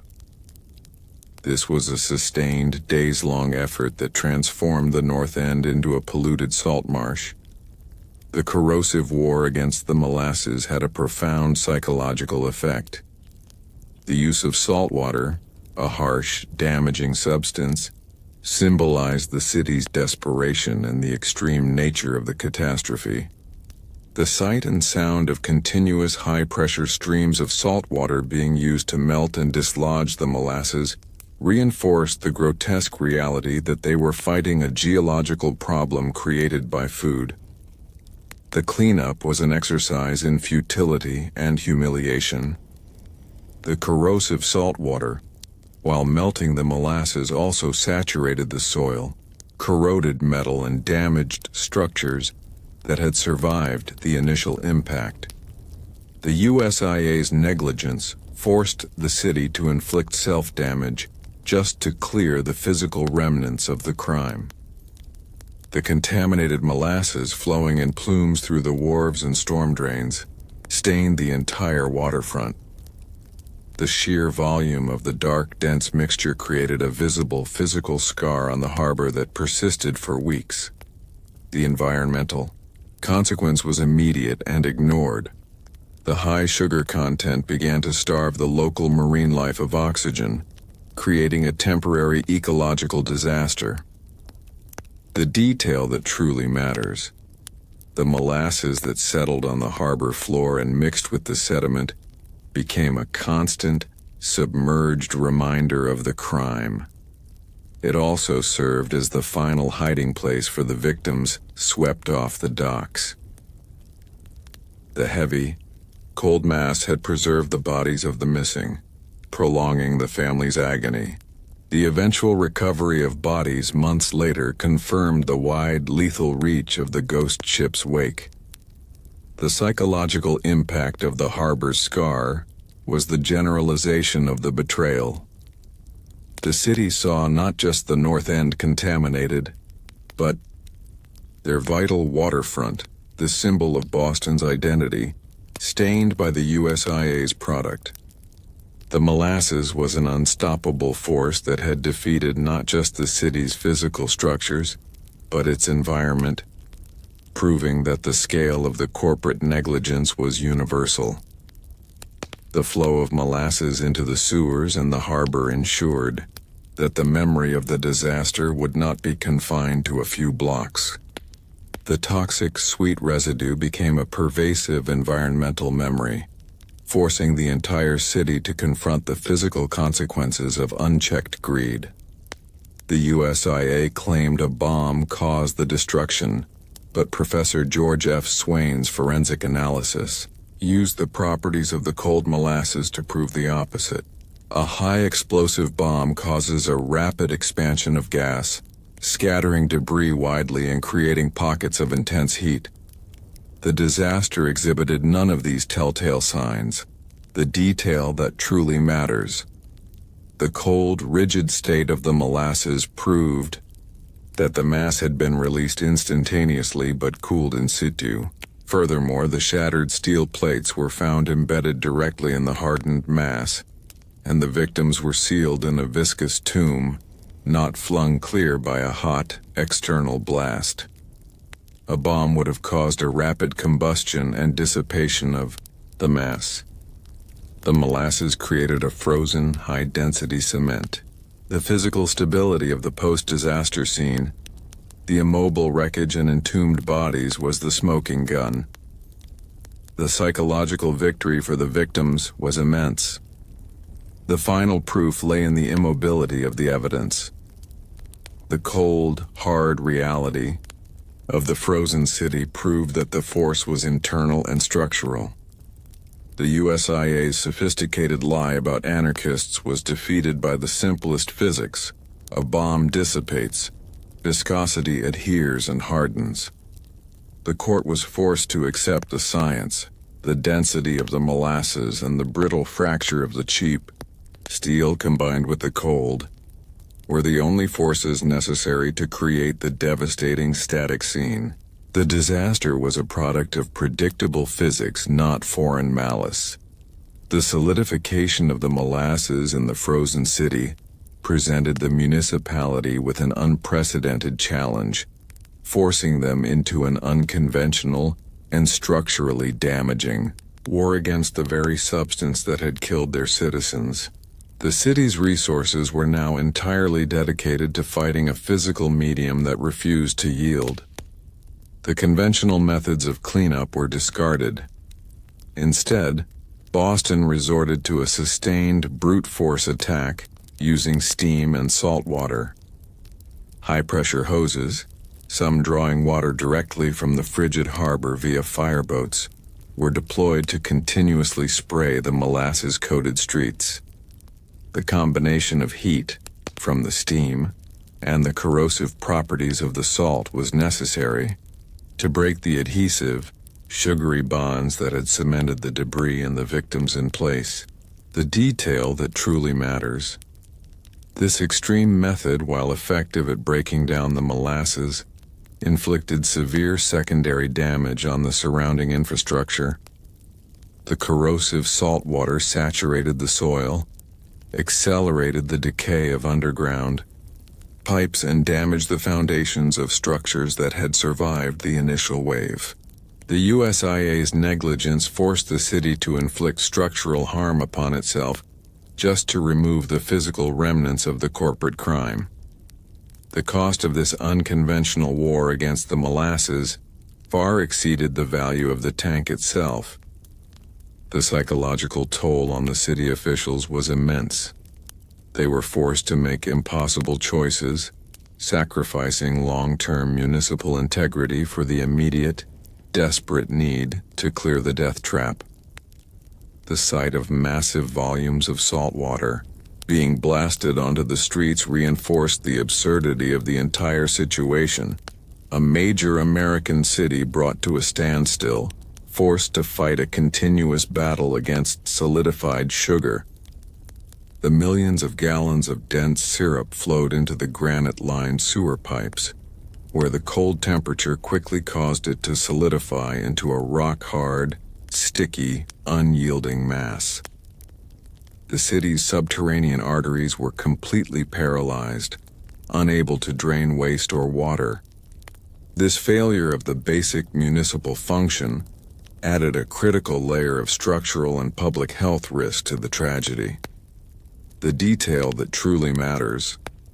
The city was forced to undertake an unprecedented and dangerous months-long excavation project underground. Workers had to descend into the cold, claustrophobic sewers using picks, axes, and sometimes steam drills to manually chip away the solidified molasses. The job was gruesome and slow, complicated by the overwhelming, sickeningly sweet odor in the confined spaces. This effort required a monumental, continuous dedication of resources, simply to unblock pipes clogged by the residue of corporate greed.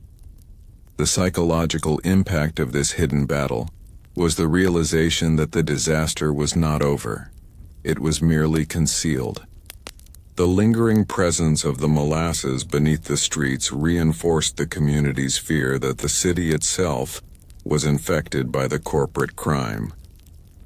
The memory of the disaster became a secret, physical shame that the city was desperate to bury, but the endless, slow process of removing the molasses proved the depth of the USIA's recklessness.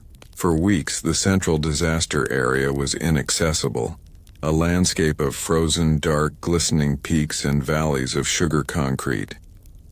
The immobility of the scene provided the ultimate validation of the victim's suffering and the final proof against the corporate lie.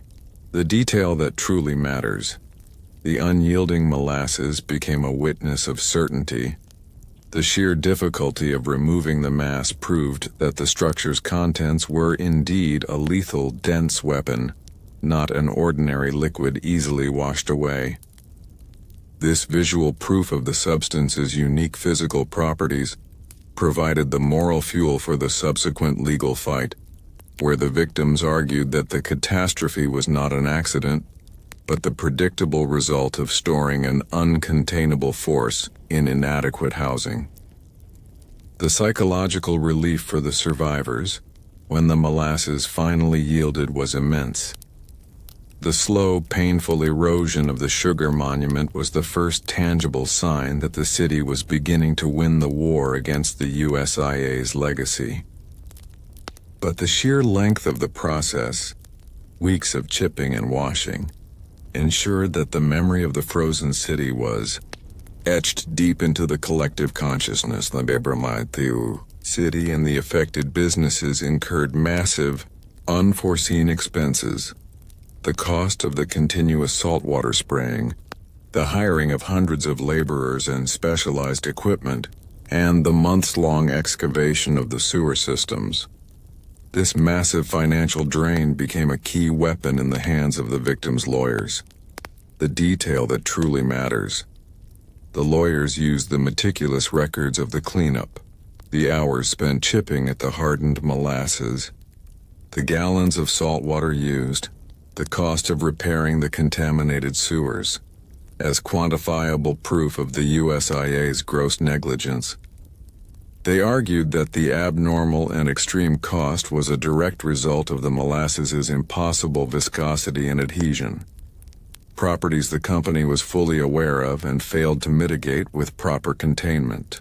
The frozen city's cleanup bill became the definitive financial indictment of the USIA. The psychological impact of this financial reckoning was the realization that corporate indifference is expensive. The USIA's decision to save money on a single steel plate led directly to millions of dollars in municipal losses and years of legal fees. The final court ruling that established strict liability for dangerous industrial activity was the legal acknowledgement that the financial burden of the frozen city must fall entirely on the corporate entity that created the unstoppable, unyielding force. The story of the frozen city is the chilling testament that the simplest, most mundane physical property, viscosity, can be weaponized by corporate greed, turning a single afternoon into a months-long, multi-million-dollar battle against solidified sugar. The rapid solidification of the molasses in the frozen city served as the ultimate symbolic defeat of the rescue mission and a final, undeniable indictment of the USIA's arrogance. The temperature shift transformed the viscosity from an obstacle into a statement of terminal finality. The heroes, the Navy men and firemen, had already fought the wave speed and the liquid's thickness. Now they were asked to fight a solidified medium that was beyond the scope of their training and technology. The cold, hard reality of the molasses glue created a psychological barrier. The rescue mission was over. Only the grim task of recovery remained, the detail that truly matters. The USIA executives, driven by profit, chose to ignore basic scientific warnings about the substance's coefficient of thermal expansion and contraction. They knew molasses thickens drastically with cold, yet they chose the cheapest containment, ensuring that the cold, a natural predictable factor, became a guaranteed executioner. The frozen city proved that the USIA's negligence was not just bad engineering. It was a willful disregard for predictable physics, making the cold itself a co-conspirator in the crime. The psychological wound inflicted on the rescuers was immense. Their immense, exhausting effort in the initial hours was negated by the sudden, effortless transformation of the syrup into rock. They were defeated by the simple, unyielding force of the Boston winter. A defeat that confirmed their utter powerlessness against the combined forces of nature and corporate greed. The frozen city became the chilling, physical monument to the moment hope died. The core argument focused on the substance itself. By storing millions of gallons of a product that, under predictable environmental conditions, Boston in January, became a highly dense, unmovable cement, the USIA was guilty of maintaining an abnormally dangerous activity.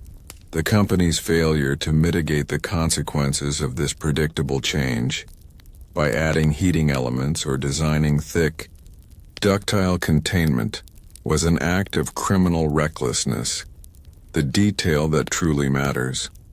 The lawyers used the physical reality of the frozen mass as an unassailable exhibit.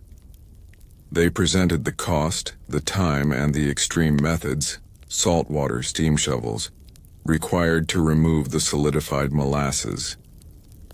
This proved that the USIA had knowingly unleashed a force that was uncontainable and unmanageable under normal municipal capacity. The frozen city was legally defined as the predictable result of the USIA's decision to gamble on the weather holding, a gamble they ultimately lost. The psychological triumph in the courtroom was the official recognition that the immobility of the molasses was the ultimate proof of guilt. The court affirmed that the USIA was liable not just for the impact of the wave, but for the subsequent weeks of systemic paralysis caused by the frozen glue. This established the legal precedent that the consequences of corporate negligence extend far beyond the initial moment of failure, the detail that truly matters. The paving over was a symbolic, futile gesture of denial. While the surface was smooth, the sheer volume of sugar that had saturated the ground, the wood pilings, and the substrata ensured that the environmental stain was permanent. The pervasive, sickeningly sweet scent that would rise from the ground on warm days for decades was the final, unyielding testament to the disaster. The city tried to bury the memory of the frozen city, but the earth itself refused to forget. The frozen city thus lives on as a continuous psychological marker, a reminder that the cost of corporate indifference is not just measured in immediate casualties, but in the enduring, invisible contamination of the public environment. The sweet smell rising from the pavement is the permanent atmospheric ghost of the tragic day. The cold turned the sugar to glue. The frozen city left behind a scene of static, grotesque devastation. The streets were no longer thoroughfares. They were a landscape of despair, covered by a vast, dark, uneven sheet of molasses glue that held the wreckage and the dead in a permanent, horrifying embrace. The terrifying speed of the wave had passed, replaced by the grim, unyielding finality of the viscous mass. The task that faced the hundreds of workers was not rescue, but a macabre process of excavation, finding the dead in the syrupy graves. The psychological burden on the recovery teams was instantaneous and overwhelming. They were forced to endure weeks of agonizing labor, their mission transformed into a continuous physical confrontation with the grotesque. The cold, dense molasses resisted every effort, turning the recovery into a slow-motion ordeal that defied the urgency of their task. The detail that truly matters. The sheer density and adhesive quality of the molasses meant that the bodies were not merely lying under the syrup. They were entombed and cemented into the wreckage. The molasses had permeated clothing and skin, locking limbs and torsos into rigid, often contorted final positions, making extraction slow, gruesome, and often undignified. The workers had to use picks, axes, and crowbars against the hardening mass, meticulously chipping away the sugar concrete just to reach the bodies. The sight of the disaster defied belief. The bodies recovered were coated in a thick, dark glaze, their features obscured, their forms merged with the surrounding wreckage. The molasses had performed a final, cruel act of visual neutralization, making it nearly impossible to distinguish human remains from debris. This unique olfactory environment created an atmosphere of constant, pervasive dread. The intense sweetness intrinsically linked to comfort and food stood in grotesque opposition to the horrifying reality of crushing and suffocation. The sensory contradiction added a unique layer of morbid revulsion to the already unbearable work. The detail that truly matters. The smell became the defining psychological marker of the recovery. Workers could not escape it. The odor clung to their clothes, permeated their tools, and coated the air for weeks. This continuous, nauseating presence amplified the trauma, creating an association between the smell of sugar and the spectacle of death. For many, this sensory experience was the source of lasting psychological distress. The psychological wound was deepened by the necessity of the task.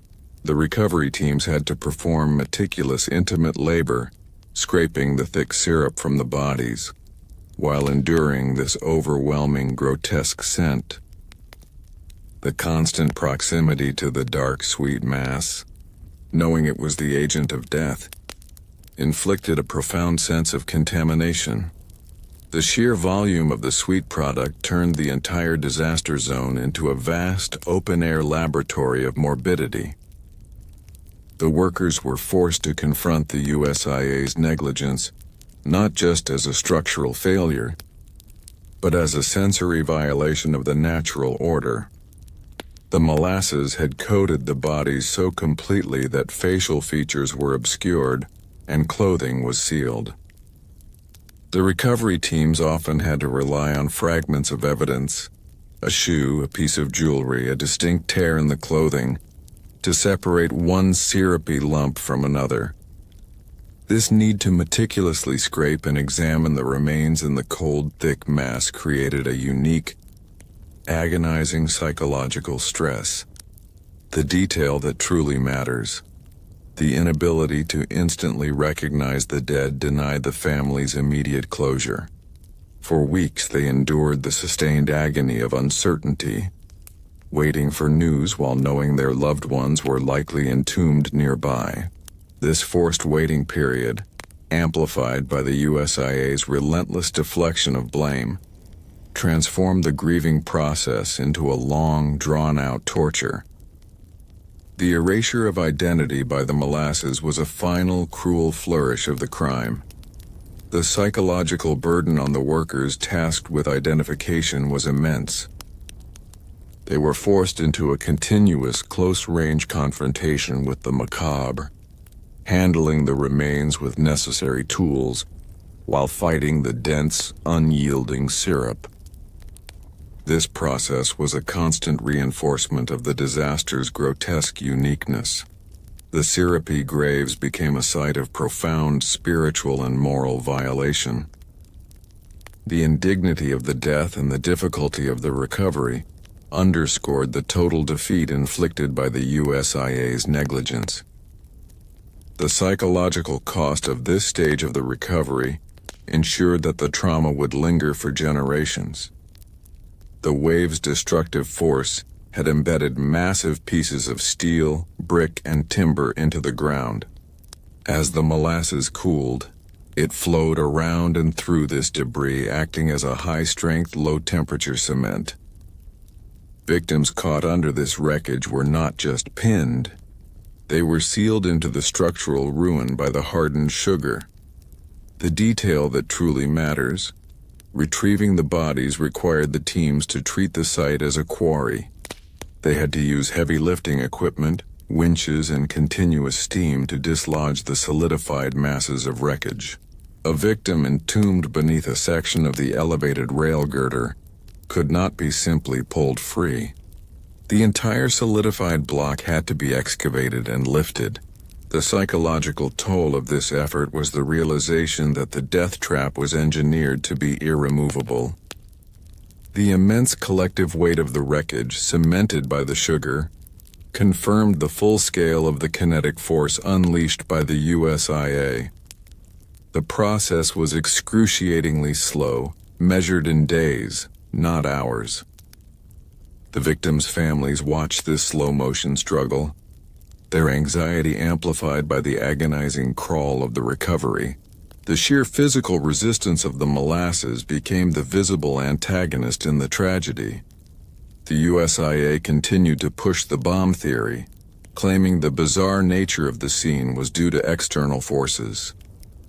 But the men working on the ground knew the truth was sticky and hard. They knew that no bomb could create such a unique, unyielding physical residue. The detail that truly matters: the physical properties of the solidified molasses, its specific density, its adhesion, and its slow-to-yield resistance became the workers' irrefutable testimony. They saw firsthand that the material was not fragmented by high heat. It was simply cooled and set into an unmanageable mass. Their continuous agonizing labor proved that the enemy was not dynamite, but viscosity and negligence. The psychological comfort for the workers lay in this physical certainty. While the newspapers debated conspiracy, the men in the streets were confronted with the tangible, sticky proof of the structural crime. Their shared, exhausting labor created a powerful communal bond of truth, uniting them against the corporate deception. The act of chipping away the molasses was the slow, physical dismantling of the USIA's alibi. The final image of the syrupy graves was one of overwhelming injustice. The sheer effort required to recover the bodies proved that the USIA's decision to use cheap materials had forced an entire city to engage in a humiliating, months-long physical battle against the predictable physics of their product. The landscape of despair extended its reach beneath the surface, where the molasses, cooled and hardened, cemented its place as a subterranean scourge. The failure to clean the streets effectively in the initial hours ensured that a vast quantity of syrup flowed into the city's sewer and storm drain systems, creating a hidden, prolonged disaster. The granite-lined sewer pipes, designed to carry away fluid waste, became solid, unyielding tubes of sugar concrete. The cold, dark environment accelerated the hardening process, rendering the vital waste disposal arteries of the north end completely useless. This created a profound public health and structural crisis, as water and sewage could no longer drain, further complicating the already impossible recovery effort. The detail that truly matters. The city was forced into an agonizing, months-long underground excavation. Specialized crews, often working in claustrophobic, dangerous conditions, had to physically descend into the pipes and use pneumatic tools, steam drills, and picks to chip away the solidified molasses. The work was slow, grueling, and dangerous, forcing laborers to confront the overwhelming, sickeningly sweet odor in the confined space. This task became the definitive, protracted struggle against the inert but immovable physical legacy of the corporate crime. The psychological impact of the sewer entombment was the realization that the USIA's negligence had inflicted a wound that was systemic and hidden. The contamination was not just on the surface. It ran deep beneath the city's veneer of order. The necessity of this subterranean war proved that the financial cost and physical disruption caused by the syrupy graves were far greater than any initial estimate. The molasses, as it solidified, did not just trap the dead, it successfully concealed them.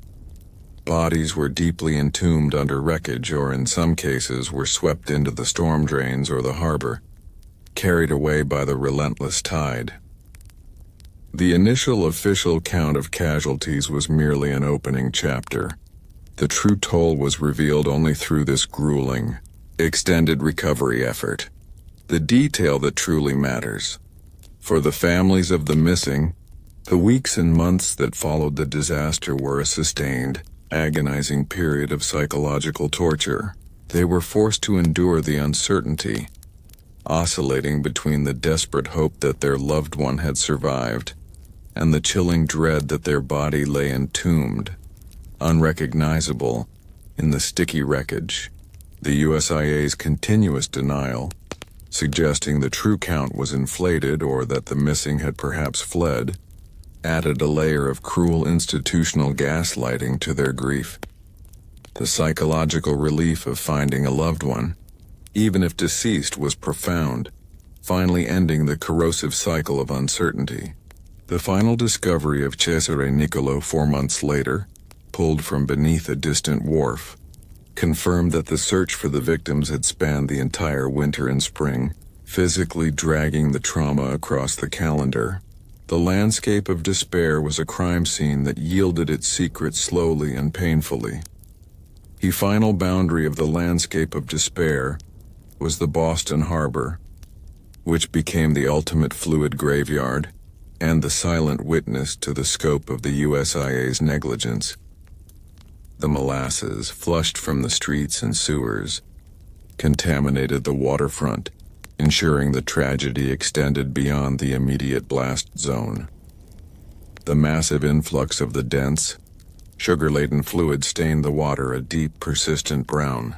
The harbor was subject to a profound environmental contamination that lasted for months. More significantly, the harbor's cold, dark waters held the secrets of the missing, the detail that truly matters. The dense, cold molasses which clung to the victims' bodies served as a temporary preservative, delaying the decomposition of the victims swept into the water.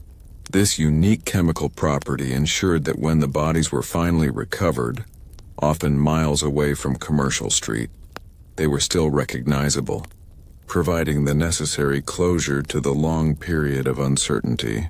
The search parties, now comprising police and naval personnel, had to continually drag the harbor floor, their task a grim symbolic confrontation with the vast, inescapable reach of the ghost ship's wake. The psychological impact of the harbor recoveries was the realization of the disaster's universal scale. The tragedy was not contained by property lines. It had infected the sea itself. The recovery of the last bodies confirmed the USIA's negligence had created a catastrophe with a physical radius spanning the entire city waterfront. The final, permanent legacy of the landscape of despair was the immense moral and psychological stain left upon the community and the recovery workers. The sheer volume of human suffering and the grotesque nature of the recovery ensured that the memory of the syrupy graves would haunt the city for decades. The hundreds of workers who endured weeks of grueling labor, chipping at the sugar concrete and retrieving the entombed dead, suffered severe psychological trauma. They were forced into an intimate, protracted confrontation with the failure of humanity and technology, haunted by the cloying smell and the sight of bodies locked in the rigid syrup. This moral burden led to significant, long-term psychological distress among the recovery teams. The detail that truly matters. The memory of the disaster became a cultural touchstone for institutional betrayal. The spectacle of the city, paralyzed and forced to fight a continuous, humiliating war against solidified sugar, confirmed the most cynical fears of the public. That unchecked corporate power could turn a common commodity into a lethal weapon, and that the government would be slow and incompetent in response. The syrupy graves were the lasting physical proof of this moral failure. The psychological endurance of the disaster was guaranteed by the environmental factor, the persistent, sweet odor that would rise from the ground on warm days. This sensory trigger ensured that the memory of the landscape of despair was not relegated to history books, but remained a living, breathing, atmospheric scar on the North End. The disaster's most insidious legacy was not the twisted steel or the lawsuits, it was the scent. The smell that never left became the enduring psychological scar of the North End, transforming a common, even pleasant aroma into a potent trigger for terror. The unique nature of the Molasses disaster ensured that the trauma was not just a historical event, but a continuous, sensory reality for the survivors.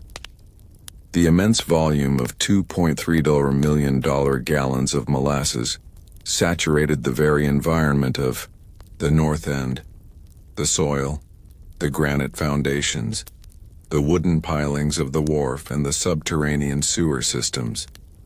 Despite weeks of aggressive cleanup using corrosive salt water and steam, the high concentration of sugar defied total removal. The residue remained trapped beneath the newly paved streets. The detail that truly matters. The memory was stored in the atmosphere itself. For decades after 1919, long after the legal battles were over, residents and visitors claimed that on a hot, humid summer day, the warmth would cause the remnants of the fermenting sugar buried deep in the earth to rise. This created a subtle, heavy, and sickeningly sweet odor that permeated the streets, a phenomenon known locally as the ghost of the Molasses Flood. The psychological torment of this recurring scent was its utter lack of mercy. It offered the survivors no escape. The smell of sweet sugar, intrinsically linked to comfort, baking, and childhood, was forever recast as the odor of death, crushing, and suffocation. The sensory betrayal was complete, ensuring the trauma was perpetually renewed by the most benign weather conditions. The smell that never left functioned as a perfect, devastating trigger for what we now understand as olfactory post-traumatic stress disorder, PTSD. The simple act of breathing in the North End air became a potentially traumatic experience for the survivors.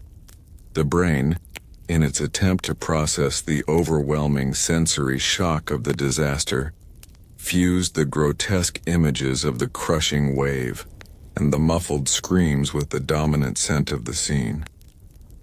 The intense cloying sweetness was anchored to the moment of helplessness and fear, the detail that truly matters. For survivors, an ordinary trigger, the faint warm scent of molasses rising from the pavement, could instantly initiate a full sensory flashback. They were momentarily transported back to the cold, sticky immobilization, the feeling of the heavy syrup pressing on their chests, and the terror of being unable to move or breathe. This involuntary re-experiencing of the trauma was devastating, turning routine daily life into a series of psychological ambushes. The psychological wound was compounded by the nature of the scent.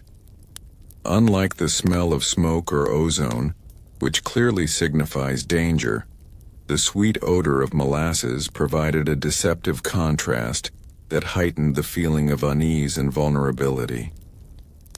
The environment was constantly whispering of betrayal. The USIA's negligence ensured that their crime was not just historical, it was neurological. They left a mark not just on the foundations of the city, but on the neural pathways of the survivors, proving that the corporate betrayal was both structural and profound. The persistent smell that never left created a powerful, shared psychological contamination that bonded the North End community in a collective experience of dread and historical paranoia. The trauma transcended individual memory and became woven into the fabric of the neighborhood's identity. The environment itself became a symbol of the USIA's criminal recklessness. The ground beneath their feet was not just soil, it was a vast, saturated repository of the tragedy. This realization instilled a deep, lasting anxiety about the unseen. Dangers lurking beneath the surface, a constant reminder that the city's veneer of order was fragile. The detail that truly matters. The sensory stigma was total. The sticky residue tracked across Boston in the weeks following the flood ensured that the disaster achieved maximum psychological spread. The scent served as a perpetual democratic reminder of the disaster, affecting everyone, even those who were not present. This shared contamination transformed the abstract corporate crime into a tangible, sensory reality for the entire metropolis. For the survivors, the knowledge that the scent persisted confirmed their fears that the cleanup was incomplete and the danger lingered. The political lie of German sabotage was impossible to maintain in the face of this persistent, undeniable sweet odor of fermenting sugar. The scent served as the silent, most enduring witness against the USIA. The psychological scar was a lack of faith in institutional competence. The city failed to remove the odor, just as the inspectors failed to see the danger. This inability of the government and technology to fully erase the trace of the crime amplified the communal sense of helplessness and institutional betrayal. The persistent smell that never left actively denied the survivors and grieving families a sense of definitive closure, trapping them in a prolonged sensory state of grief. The absence of a clear, clean break from the environment of the tragedy made the psychological recovery agonizingly slow. In a normal disaster, the scent of death or fire eventually fades, signaling the return to normalcy. But in the North End, the sweet, cloying odor of the fermenting molasses lingered, providing a constant, perverse validation of the trauma. This meant that the grieving process was repeatedly interrupted by the sensory intrusion of the disaster itself. The detail that truly matters. The uniqueness of the molasses death, suffocation in sugar, ensured that the recurring scent was tied to the most grotesque moments of the tragedy. The smell became the auditory echo of the muffled screams and the sickening gurgle of the trapped victims. This constant sensory link meant that the grief was renewed whenever the scent rose from the pavement on a warm day. The psychological scar was the realization that the corporate crime was permanent. The USIA's negligence had not just resulted in a single catastrophic event. It resulted in a permanent environmental wound that would continue to inflict emotional pain for decades. The survivors learned that the cost of cheap steel extended far beyond the courtroom, manifesting as a pervasive, inescapable feature of their daily lives. The long-term impact on the community was a cultural transformation. The North End became known not just for its resilience, but for its unique, tragic association with the invisible scent, a perpetual urban legend that was tragically true. The smell that never left ensured the disaster would not be forgotten by history. In the 6-year legal battle against the USIA, the smell that never left served as a crucial, unassailable piece of sensory testimony that helped to finally crush the corporation's propaganda. The persistent presence of the odor was the ultimate physical refutation of the German sabotage lie.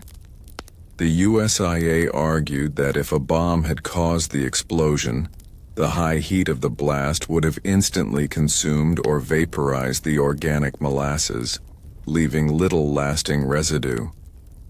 The pervasive, decades-long presence of the sweet, fermenting scent contradicted this claim entirely.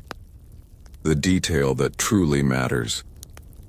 The victims' lawyers used the persistent odor as evidence that the disaster was caused by an internal structural rupture followed by a slow physical cooling and saturation, not a high-heat external detonation. The lingering scent proved that the molasses was never subject to the thermal violence of an explosion. It was merely released, cooled, and absorbed into the environment.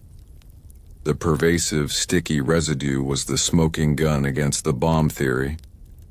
The psychological triumph of the victims was in having their subjective, sensory experience validated as objective truth.